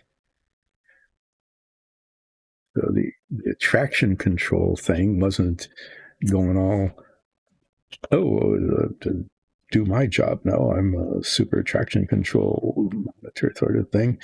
And it wasn't doing anything. It was just saying, oh, yeah, these roads are just fine.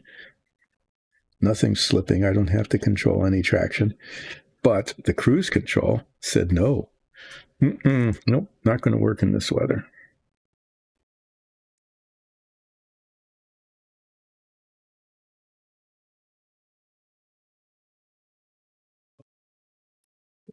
I'm going to be fogyish here, like old fogey. Okay. Let me do that. And maybe I'll be wrong about this, but uh, self-driving cars. Okay, great. So the thing about self-driving cars, and you see the ads now, you get all of these ads of people just going, oh, I'm taking my hand off the wheel and I'm relaxing. And that's how it's kind of presented as, oh, you can be relaxed by not having to pay attention to what's going on outside, which is a really bad idea because your self-driving car might not really be fully aware of what's going on outside like you might be, no matter how artificial the intelligence might be. But nonetheless, so you just relax and you don't pay attention anymore. But what you don't notice while you're relaxing and not paying attention because your car is steering itself is that it depends on very clear lane markers. Okay, like if the lanes are not clearly marked, it doesn't know where the lanes are. I actually, the one car we have that the cruise control decides not to work if it's sloppy out because it doesn't like the weather and it gets grumpy about it or something, or it just it's just lazy and won't deal with slightly unpleasant weather. Is it's got lane keeping assistance, which is sort of, it's the precursor to the I will stay in your lane and you don't need to pay attention to the steering wheel kind of thing. You can't turn it off. I mean, there's no way. It is just on all the time, and then it gets confused. It'll send these signals like, pay attention, you're driving out of your lane. And you go, no, I'm not driving out of my lane. It's just that there isn't any clear lane marker here. And you don't know what to do if you can't see the lines because there aren't any lines, right? So I'm driving along on the expressway with my hands on the wheels because, I don't have a car that says you can just relax and not pay attention, keep your hands off the wheels, that kind of thing.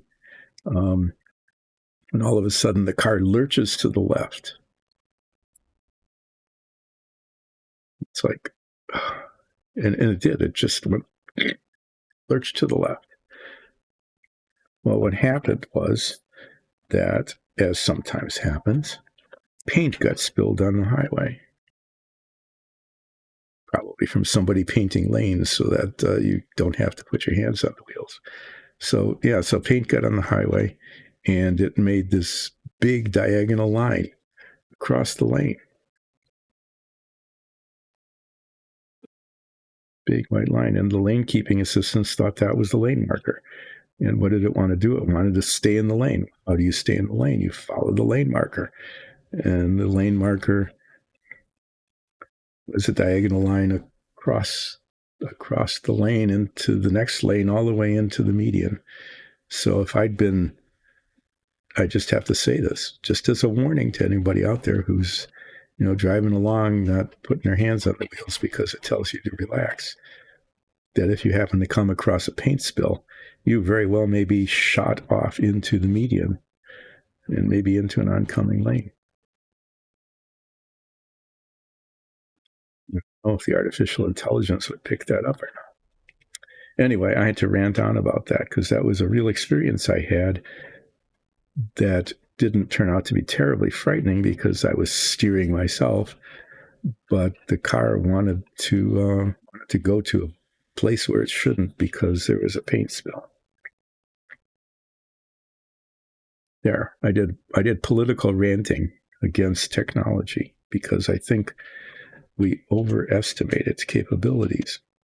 And how did I get on this? Well, I was talking about why we haven't gotten back to the moon. We did the whole Apollo thing in what? 6 years, really? From like beginning to end? 6 or 7 years. And we've been doing the Artemis thing now for cutting a piece of paper to go over this for a good long time, and we can't do it again. And I think part of it is because we're overthinking it by over-teching it.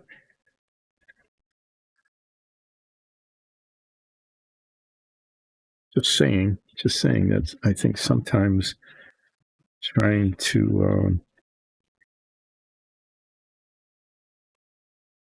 do it that way can just make it too complicated, more complicated than it needs to be, and potentially just susceptible to errors, because the more complicated a computer program is, the less people know what's in it. And debugging becomes a real challenge.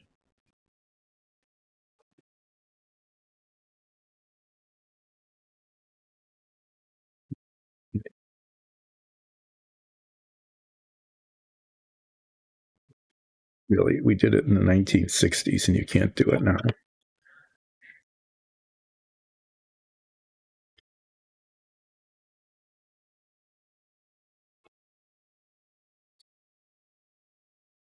Well, that was that. Got to talk about something. Anyway, yes, lane keeping assistance, sending me off into the nether, practically because of a paint spill. That was an eye-opener. So, and I think if they really could be self-driving cars, that would be pretty cool, because then you could have, like people keep talking about, you wouldn't have to own a car. You would just have a car show up, take you where you want to go, bring you back. Hopefully it'd be a lot cheaper than owning a car. Maintenance would be somebody else's problem. You wouldn't, you could use a garage or something else, turn it into something useful, like a studio for Dungeons and Dragons show, like we would if we could. And then we'd have a way cooler studio for our Dice and Dungeons and Dragons show than we have now. Not that it's not a cool studio, because Alexis did an amazing job of setting it up, but it would be an even cooler studio because it would be purpose built and not just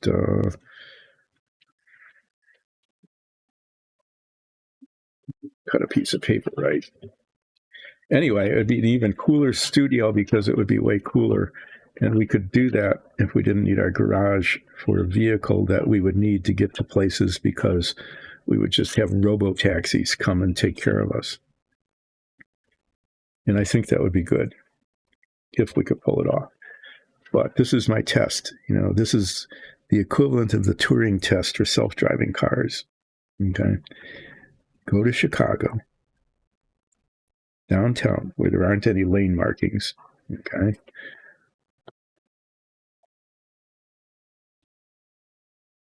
And it's at night, and it's snowing. And even if there were lane markings, they'd be covered with snow anyway. Okay. And there are other, go in those conditions and get me from here to there. Then I'll believe. Then I will believe that robo-taxis, self-driving robo-taxis, have a future.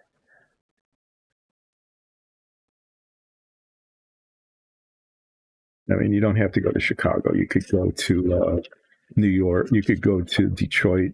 You could go to Buffalo.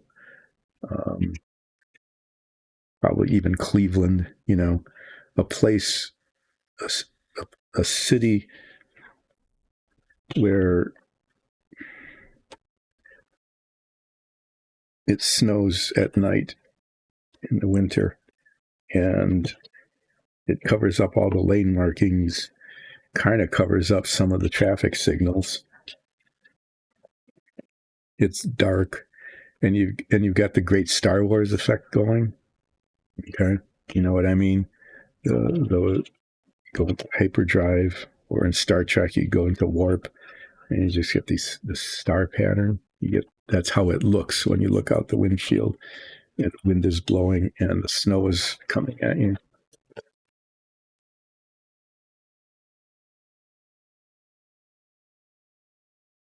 That is the test that self-driving robotaxis need to pass before I, old guy curmudgeon, will believe that they really will work.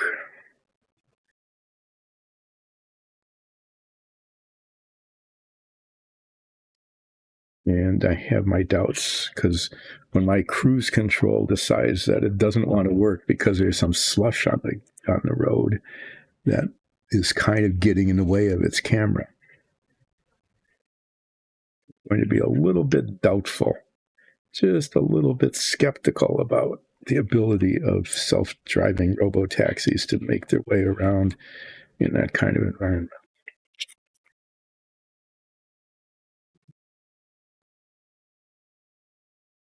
I'm not saying it isn't possible or that someday it won't happen. I'm just saying that that's my test.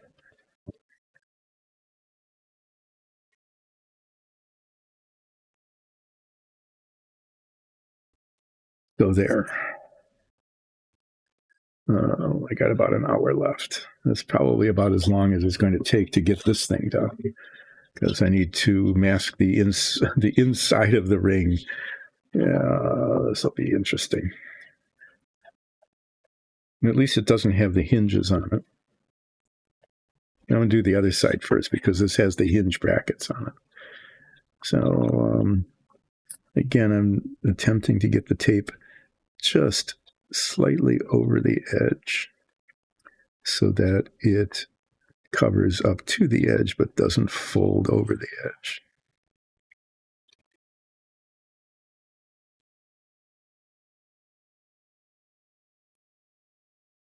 Those the hinge brackets are kind of, they're not going to interfere that much. That's good. Not interfering that much is good.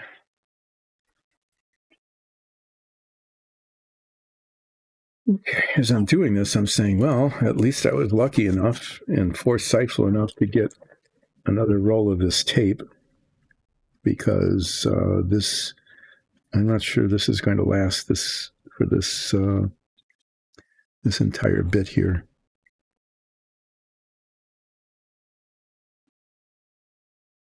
Have to be like conserving the very last millimeter of it, so that it's covering.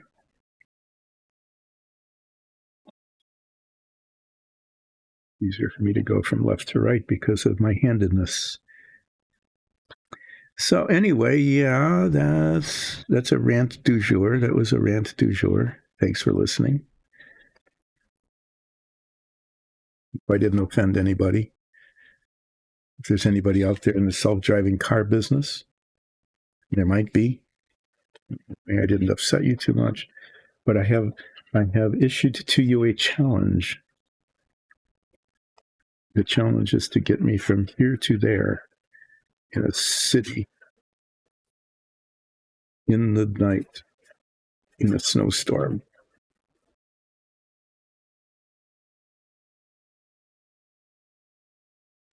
So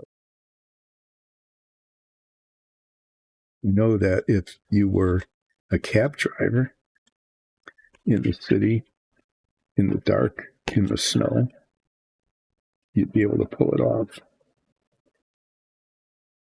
You would. You are a very skilled driver, but I'm not sure that your AI-driven camera sensing whatever system would be able to do the same thing. So there, meet my challenge. Do that. and then I will be a convert to the future of robotaxis.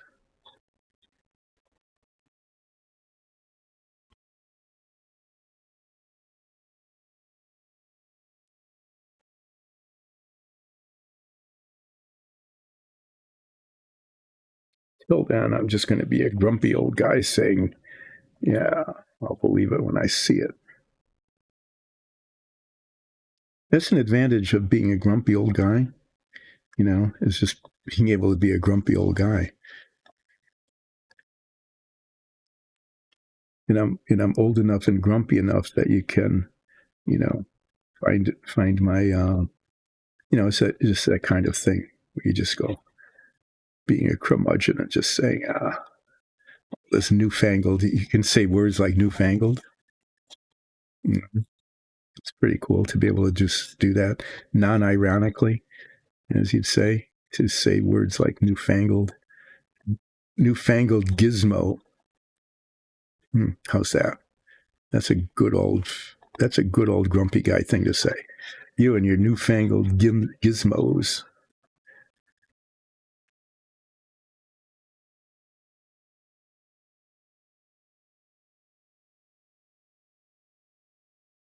You just say something like that'll never replace, and then you say something that's obviously replaced by a newfangled gizmo. But you just grump about it anyway. Back in my day, not quite the same where you had to pump your own water, that kind of thing. I've done that because I've gone camping in places where there were water pumps. But I am not so old that we didn't have indoor plumbing. But anyway, yeah, you and your newfangled gizmos. Show me you can do it better.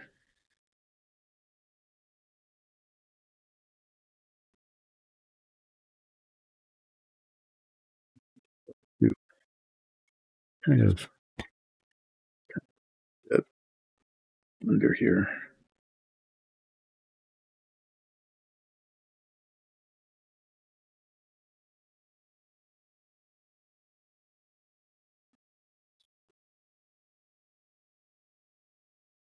Yeah, it wasn't up over the edge enough, and now it's up over the edge too much. Okay, well, let's see. Now I need to, oh yeah, this is what's going to happen. This is going to go this way, and it's going to push all that tape down onto the surface. So I'm going to have to, after I'm done with this, turn this over and fix the problem that would be created by this taping that I'm doing here, because it's being pushed down onto the surface. So some of the tape that's over the edge is going to get pushed down onto the part that I want to not be covered.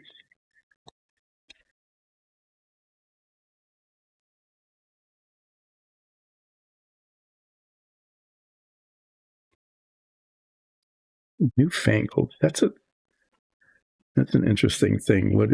I understand the new part, because that means that it's new, right? What's the thing about fangled? What does it mean to be fangled? Can you be old fangled? Can you just be fangled without an adjective at all? What does it mean to be fangled? Is fangled, is it a verb? Is it like being fangled, newfangled? Is it an adjective? Is it derived from a verb to fangle? To be fangled? Wow. That raises a whole lot of questions that I am not going to ever bother looking up. I'm just going to just wonder about it here on relaxing taping with Dyson Dungeons, because having said, I'm an old curmudgeon complaining about your newfangled gizmos and how they're not going to be able to get me from one place to the other in a big city up north in a snowstorm at night, because at a minimum, you would be confused by the Star Trek going into warp effect, or the Star Wars opening credits effect.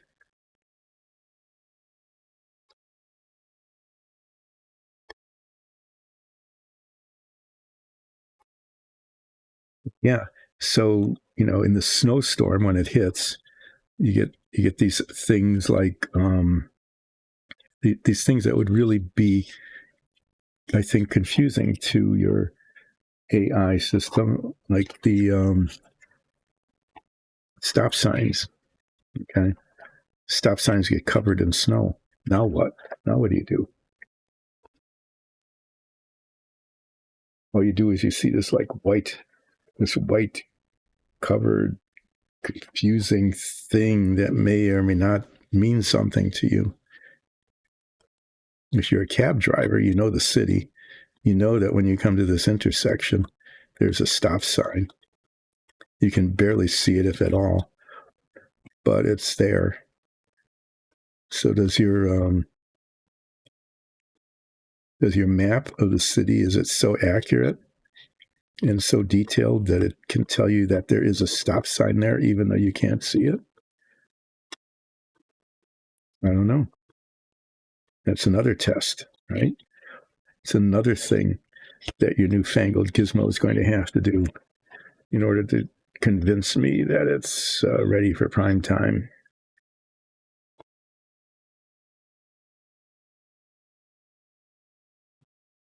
Safe enough to get in, ride in the snowstorm at night in a city. You have to not be confused. I mean, you not only have the warp drive effect, right? Of this of the snowflakes just reflecting in your lights into your camera. You've not only got that, but then you've got the glare from the street lights, oncoming cars, stores and shops around you. How did I not get this clean enough? Little spots of gray-green paint. It didn't get cleaned off when I thought I cleaned them. Yeah, I mean, it is the most confusing environment for driving. I think it's even worse than and driving in the rain at night in a place where there are no good lane markings and things like that, or even if they are, you can't really see them because they're wet and the water is reflecting the light. So any kind of lane markings that might be underneath, this is at night, are just washed out. You can't see them because of the glare from the rain. I don't know how it handles that kind of thing. It's really, really difficult for a human driver who knows that there is a lane here and there must be a lane marker, might even be familiar with the road. Okay. They're very, very difficult driving conditions.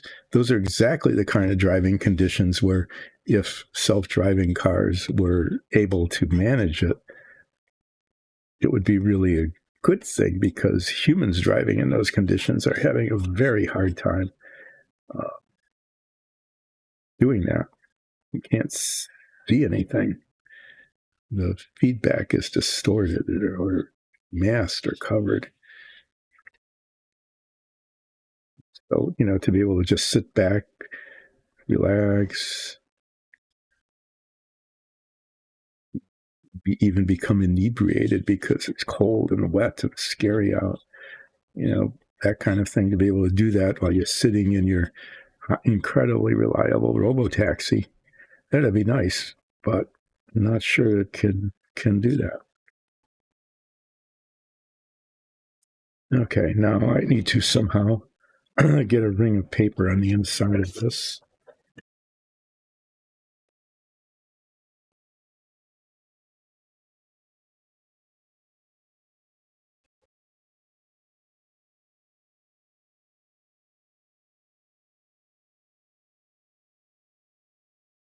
That's right. It's not. have to do this in small parts. I learned this when I did the outside because it's not a cylinder. It's a cone, kind of. No, used it up. I have a mess here. There's little pieces of paper and tape and junk everywhere. Tools that have not been put away. I'll just keep throwing it on the floor. There we go. I'll get some exercise. I'll be able to do some deep knee bends or something to pick up that paper that's down there. But yeah, I remember now that I need to put this on in relatively small sections because it's a cone.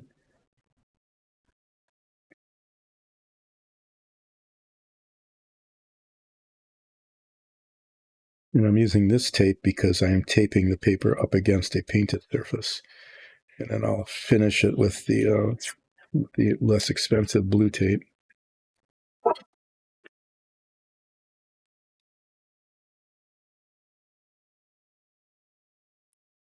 think, well, probably don't need to, but I do.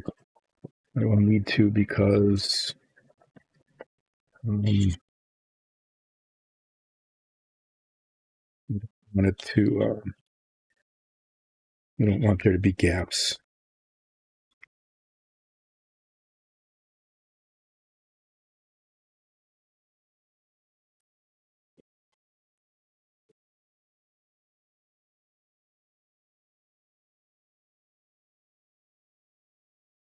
You can't see it because it's inside and the camera is pointing to the outside. Huh?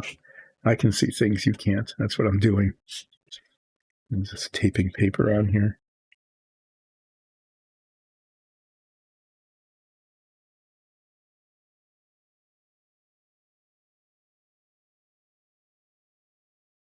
I can use blue tape here because it's paper on paper. Ta-da. So there, take that, whatever.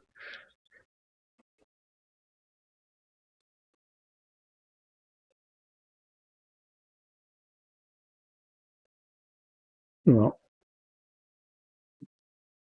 as I keep going around here, is that too narrow? No.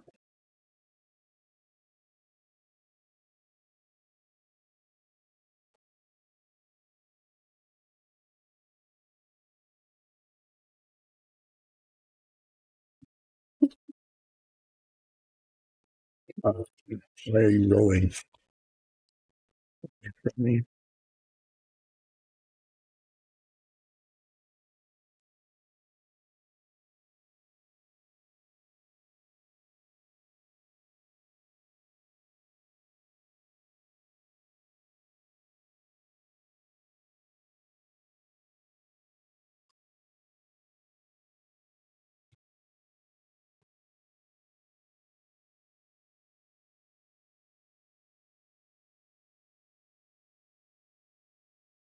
The weight of the paper,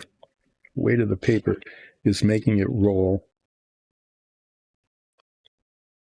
away from the direction where I want it to be.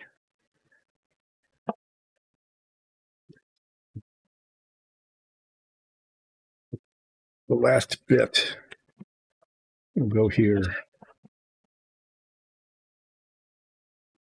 And I'll just need to tape the edges. Wow, this is really, keep your work surface clean at all times. Just do that. I know you're not seeing it here. You're not seeing any evidence of that actually happening here. But that's my advice to you. If you are to do this kind of thing on your own, is don't make a mess like I'm making as you're doing things, because it will just make your job harder. Stuff will get in the way. Things will fall. Maybe things might even break. I don't know. Not things that are not good are likely to happen if you just keep making a mess like this. You might have the opportunity to actually see that happen here. It does from time to time. When I say don't do it this way, things will happen, and then they do. So it just kind of reinforces the point I was trying to make. In this particular case, it is about keeping your work surface clean and clear.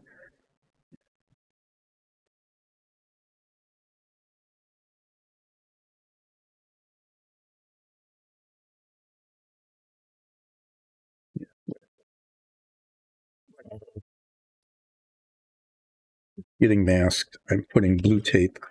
It's okay. I did a couple of these really nicely, and then, as I got on, I got a little impatient, and they're just not as well done. I can tell which ones I did first because they are pretty good. The paper's laying flat. It's easy to apply, fairly easy to apply the blue tape to seal it down, except that I got the tape in the wrong place, and then, so the paper was fine, but the tape was not. Yeah, I screwed that up. In a pretty major way. Now I need to tape the tape because I got the tape on wrong.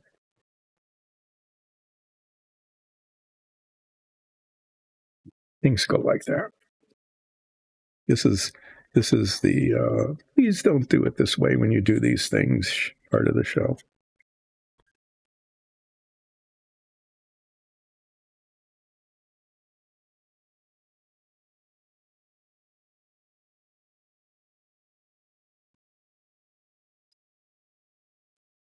Well, I got to rant on about robo-taxis. And again, I'm not saying that it can't happen or shouldn't happen. I'm just saying that I think it's going to be much more difficult and take a lot longer than people think because of our fascination with getting people out of the way and having machines, in this case, electronic computers, machines do things. It's like we have this new toy, this new gizmo. We got a new gizmo, and we have to use it on everything.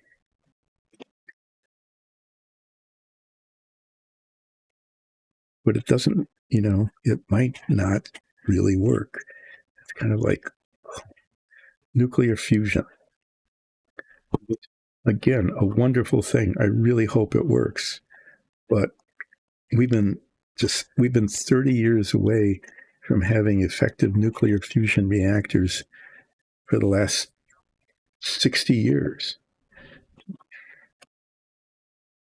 And huge amounts of money and effort are going into it because it would be a really amazing thing if we could make it work. But we keep thinking that it's going to work much more, it turns out to be way harder than anybody would like it to be. And some really amazing things have happened with self-driving technology. I remember the first self-driving contest. It was take a vehicle, go out in the desert, try to make it through this course. And if I remember correctly, the first self-driving vehicles made it maybe like 25 or 30 feet or something. They barely even started moving before they ran into before they just basically stopped and said, nope, not doing this, too hard. Too hard for us machines, let people do it. This is the kind of thing people were built for. Okay, well, this turned out to be way scabbier and anyway, way less good than it should have been. That's a good way to put it. It's way less. It is not as well done as it should have been.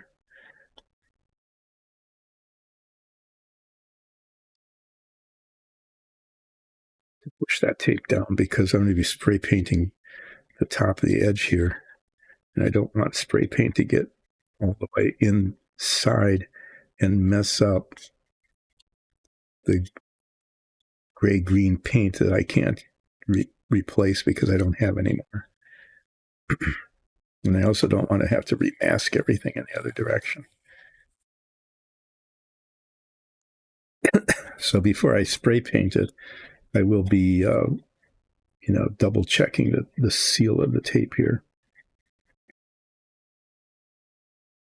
so that it's sealed.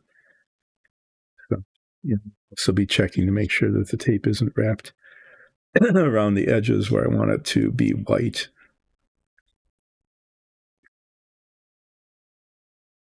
That it is sealed up to the edge.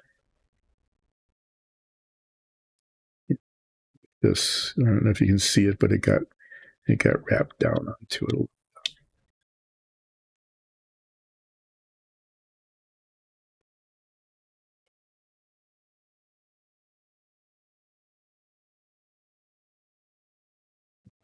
It's not a real disaster because, like I said, it'll be white on white.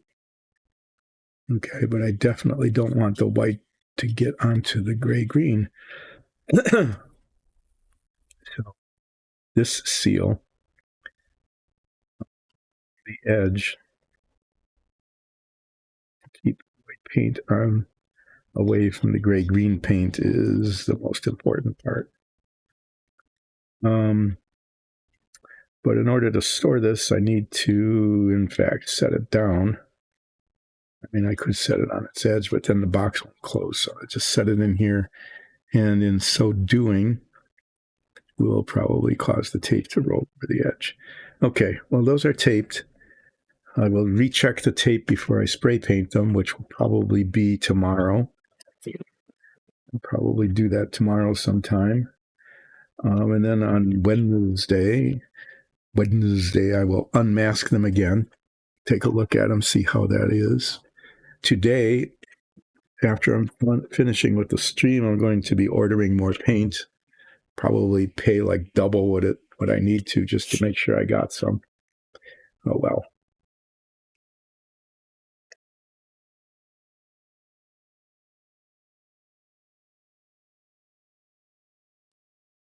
I'm going to start wrapping up because there really isn't much more I can do here other than to talk about what I'll be doing next. And I already did some of that. So the part I'm working on here is this housing, this bit that holds the lem and supports the rest of the structure.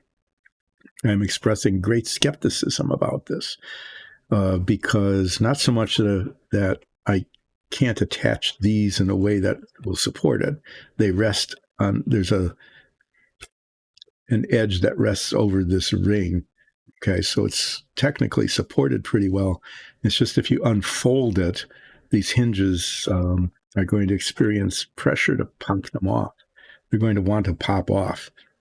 And so I don't know if we'll ever get to the point where I'll be able to fold and unfold and fold and unfold this reliably. It may, for display purposes, end up looking kind of like this, although I don't know how this whole stack is managing to safely rest on just two of these four. I think that's there's a attachment in the back there that's holding it together for the purpose of the photo. So just in terms of the instructions, the part that I'm doing here is just this. There's one picture. That's it. Okay, so it's not very impressive that way. This shows you how all the parts fit together, by the way. This is pretty cool. So this part opens up. The lunar excursion module goes in. The ascent and the descent stage actually separate from each other. The service module, which is finished, doesn't sit on top of the lem. It rests on the top of these, which supports it above the lem. The command module, which will be the last part I do, sits on the service module, and the escape tower sits on there. So when I'm done with this, which will be later than sooner because of my missing paint, okay, when I'm done with this, the next thing I'm going to be working on is the lem, the two parts of the lem, and the last part I'm going to do is the command module. Okay. And the lem starts here. I have to fabricate windows for it out of this little sheet of plastic that they gave us. This is not a good idea. Okay, they say put the windows in, cement the windows in, and then paint the interior. No, I want to make sure that the whole interior is painted before I put the windows in. In fact, this is one of those things that the two halves come together, right? And then the seams need to be filled in and made to disappear. And then these windows are sitting here. I'm going to have to very carefully mask those windows so that I don't want to paint this until after the seams are made to disappear. So I'm going to have to very carefully mask these windows, which I hope will stay in. It's just part of that. There's a whole lot of little bits. There's more of these attitude control rockets. There's 16 more of them, and the brackets onto which they fit. Okay, so these parts don't look like much, but they just take forever because they're such fiddly bits. Okay, all these little antenna and stuff get attached to the outside of the ascent stage. This is where the astronauts live, in the ascent stage. And then the descent stage is really cool. There's lots of parts that are gold painted and gold foil go around the outside of it, And then they got these spindly, spidery little legs that have multiple hinge points that are supposed to fold and unfold without breaking. I mean, look at that. Seriously, these are little bits of plastic that are supposed to somehow go together like that.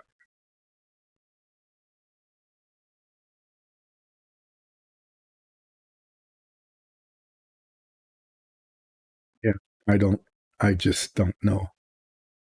I just don't know how that's supposed to work. Anyway, what's supposed to happen is that when it's in the fairing, see how the legs are folded there? The legs are supposed to fold up, and then they're supposed to fold out so that they are available for landing. So that's going to be interesting. That'll be an interesting thing to see how that is supposed to work. Yeah. Anyway, the LEM will be kind of a fun thing to build. There will be a lot of shaping and filing and sanding and fitting and masking and all sorts of stuff with that. And hopefully it will turn out okay. We'll find out. Yeah.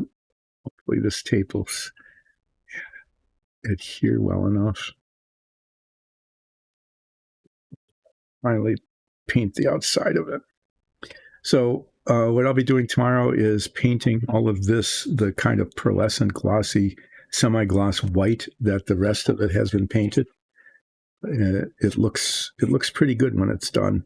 It is not like necessarily the authentic Apollo Saturn V exterior paint color, but it's a good display color. Then I'm going to order the paint so that, as you can see here, the sides of those did not get painted because that paint ran out before I got it done.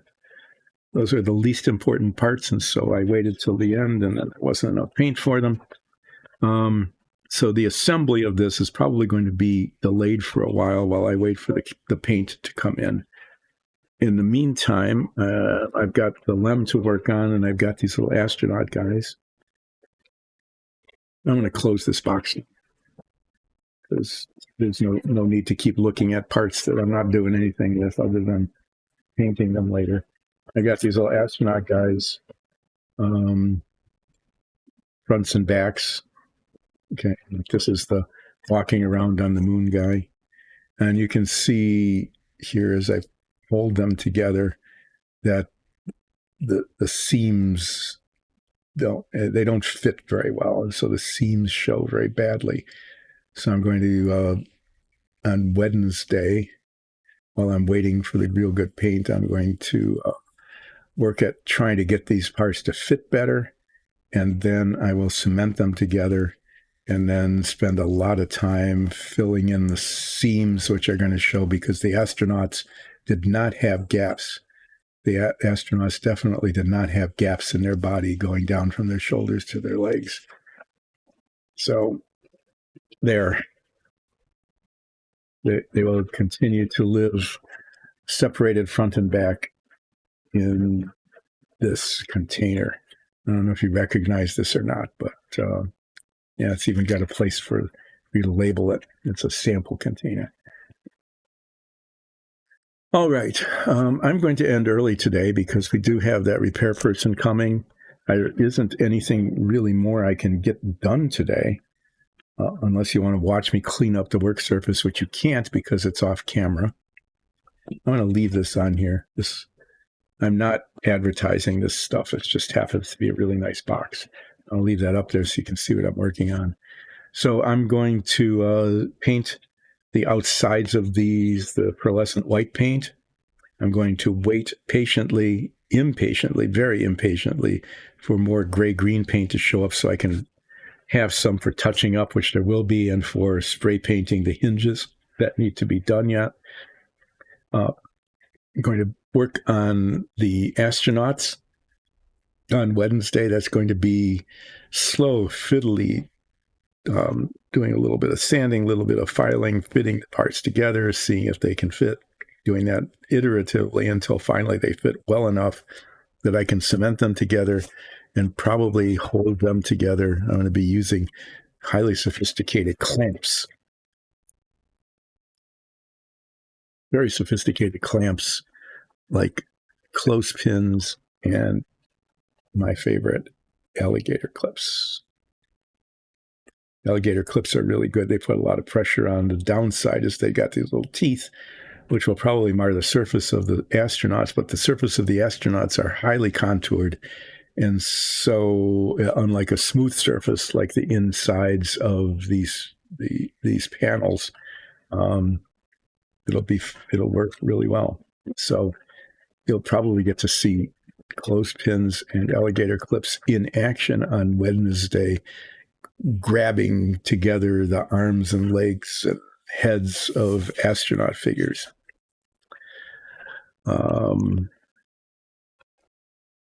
I am planning to not be doing more taping.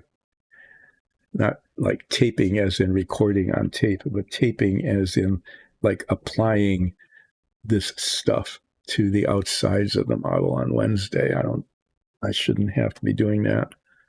What I might be doing, though, depending on how the astronauts' construction goes, is I might be starting to find the parts for the LEM.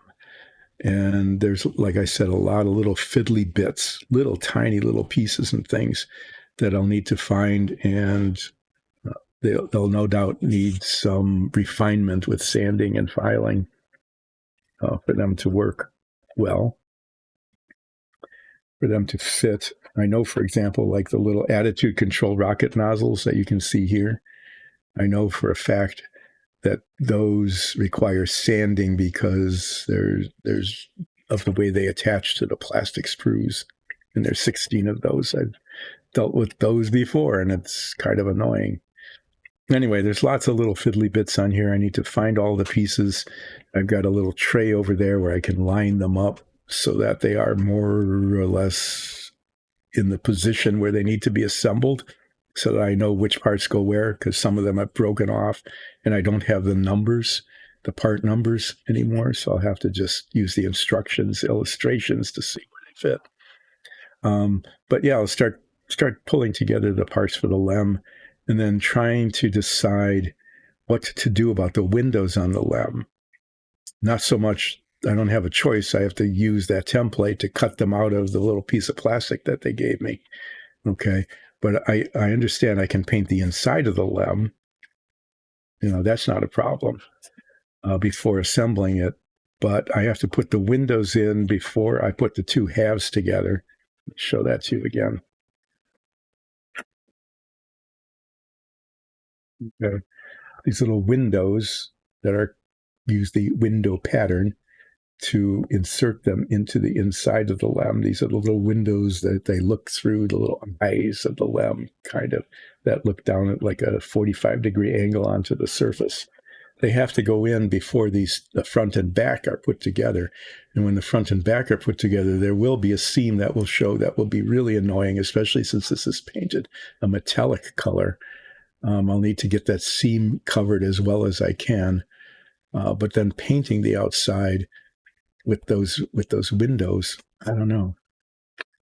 The other thing is this is a very large piece, and unless I come up with a metallic spray paint, maybe I just should do that, is I've got gold, which is fine because there's lots of gold. A lot of the descent stage is painted gold, okay, and covered in gold foil. I should probably get, yeah. I have a really good color for the brushing it on, but this is so big that brushing it on is out of the question. I'm going to have to spray paint it on. And then, masking the windows, I suppose I can do that pretty carefully. Okay. So besides getting more, I'm glad I'm talking to myself while I'm doing this, right? Because, if I knew what I was doing, I would know all of this ahead of time, but I don't. So I have to make it up as I go along. Getting spray paint, because I have the perfect paint to use in an airbrush that I can't use without making a hideous mess of everything on my hands and the airbrush and everything around it, because that's what I do. Yeah, I have to get the color for this. And probably end up splurging on like 2 or 3 different colors to get one that's right. It's just the painting instructions are really helpful. They say metallic gray. Yeah. They can't say silver. That's a different color. Silver is different. This is metallic gray, which is kind of like metallic. It's like silver with a little black pigment in it, which in this case would have been, if I were able to spray paint, I would use this aluminium, which is be just the right color. And this is designed for an airbrush. So if I knew what I was doing, I would use this, and it would be great. But I don't know. Maybe I'll learn how to use it between now and then. Maybe not. So I just chatted on about what is yet to come. What is yet to happen is that I will not be assembling this right away because I'll be waiting for paint. And I will then be working on the astronauts, which will be really annoying because they don't fit together front and back, and I need to get them to fit as well as I can before I cement them so that I don't have big gaps on the seams that need to be filled in, but just seams that need to be like sanded down. And then I'll start finding the parts for the lunar excursion module and mutter to myself endlessly about the order in which I will put it together and whether or not I'm going to learn how to use an airbrush over the next week, which is probably not going to happen, or whether I'll just spend more money than I would like to on different colors of spray paint so that I can spray paint the LEM rather than attempt to brush paint it, because, as I said, it's a fairly large thing. And even though the metallic paints are pretty nice, on something that big, it will take like 3 coats of brushing, and there'll be brush marks, and it won't be good. Did I complain enough today? I think so. I did curmudgeon really well today, I think. So you who are younger people out there, have fun with your newfangled gizmos. I'm going to be signing off early so I can get ready to greet the people who will be doing maintenance on some equipment down in this workshop area where I work. And I will see you on Wednesday, where things hopefully will move forward. We'll be continuing to make progress on the Apollo model. Okay. Oh, no, I can't end yet. No, sorry. Don't go. You need to hear about Dice and Dungeons. Dice and Dungeons is all about its Dungeons and Dragons show. And the Dungeons and Dragons show streams with a live chat on Sundays at 2:00 Eastern time. And if you can't catch it, then you can watch the most current and all past episodes on YouTube, or just listen to them as a podcast. It is an amazingly wonderful Dungeons and Dragons show. I say so myself, even though I'm in it. I'm bragging a little bit, but it is. Our DM does a hugely beautiful job constructing a world in which we all work and buy things and fight and mostly survive.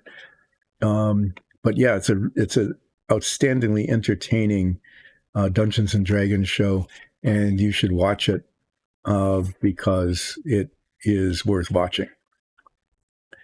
Yeah, that was coherent, wasn't it? Anyway, do that. Do that. Watch Dyson Dungeons and Dragons show on YouTube, or listen to it as a podcast, or best of all, catch it with a live chat on Sundays at 2:00 Eastern Daylight Time. If you like what you see, you can become a follower. So anybody who is watching this stream or the D&D show, please consider becoming a follower on Twitch. If not, you can catch it on YouTube, and I think they're called sponsors on YouTube. And if you really, really like it and want to help out and help me pay for the spray paint that I have to buy because I ran out and now I need to buy another can of spray paint. If you want to help, you can go to patreon.com/diceanddungeons, patreon.com/diceanddungeons, and become a patron. And if you become a patron, at certain levels, you get access to things like our improvisational warm-ups for our D&D show, or our Dungeon Master notes for, the DM notes for the sessions that she runs. And if at certain levels, you can even get in the credits. Not for this, I think. I don't know if there are even credits for this. I don't think so. It's like it just ends, just a screen that comes up that says, nope, we're done. Come back next time. But there are credits for the Dungeons and Dragons show, and you can get named in the credits. And I think at some tiers, you even get to make suggestions about some things that might happen during the show. So I needed to put that plug in before I signed off. But now I've done that. So yeah, thank you. Thanks for joining in. Sorry about ending a little bit early, but the maintenance people could be showing up at any moment or sometime over the next 5 hours. I don't know. They'll be here when they get here, but I need to be prepared for that, which means that my studio will become a maintenance work site, and I need to be finished by then. So thanks again. I'll see you on Wednesday. I'll be a curmudgeon. I will. I was contemplating whether to come back on Wednesday and not be a curmudgeon, but I think I really kind of like it, kind of enjoy it. So I'm going to complain about more newfangled gizmos. That's going to be the theme on Wednesday, is complaining about newfangled gizmos. So I hope, come back and see that and watch me put together more stuff for the Apollo. See you then. Bye.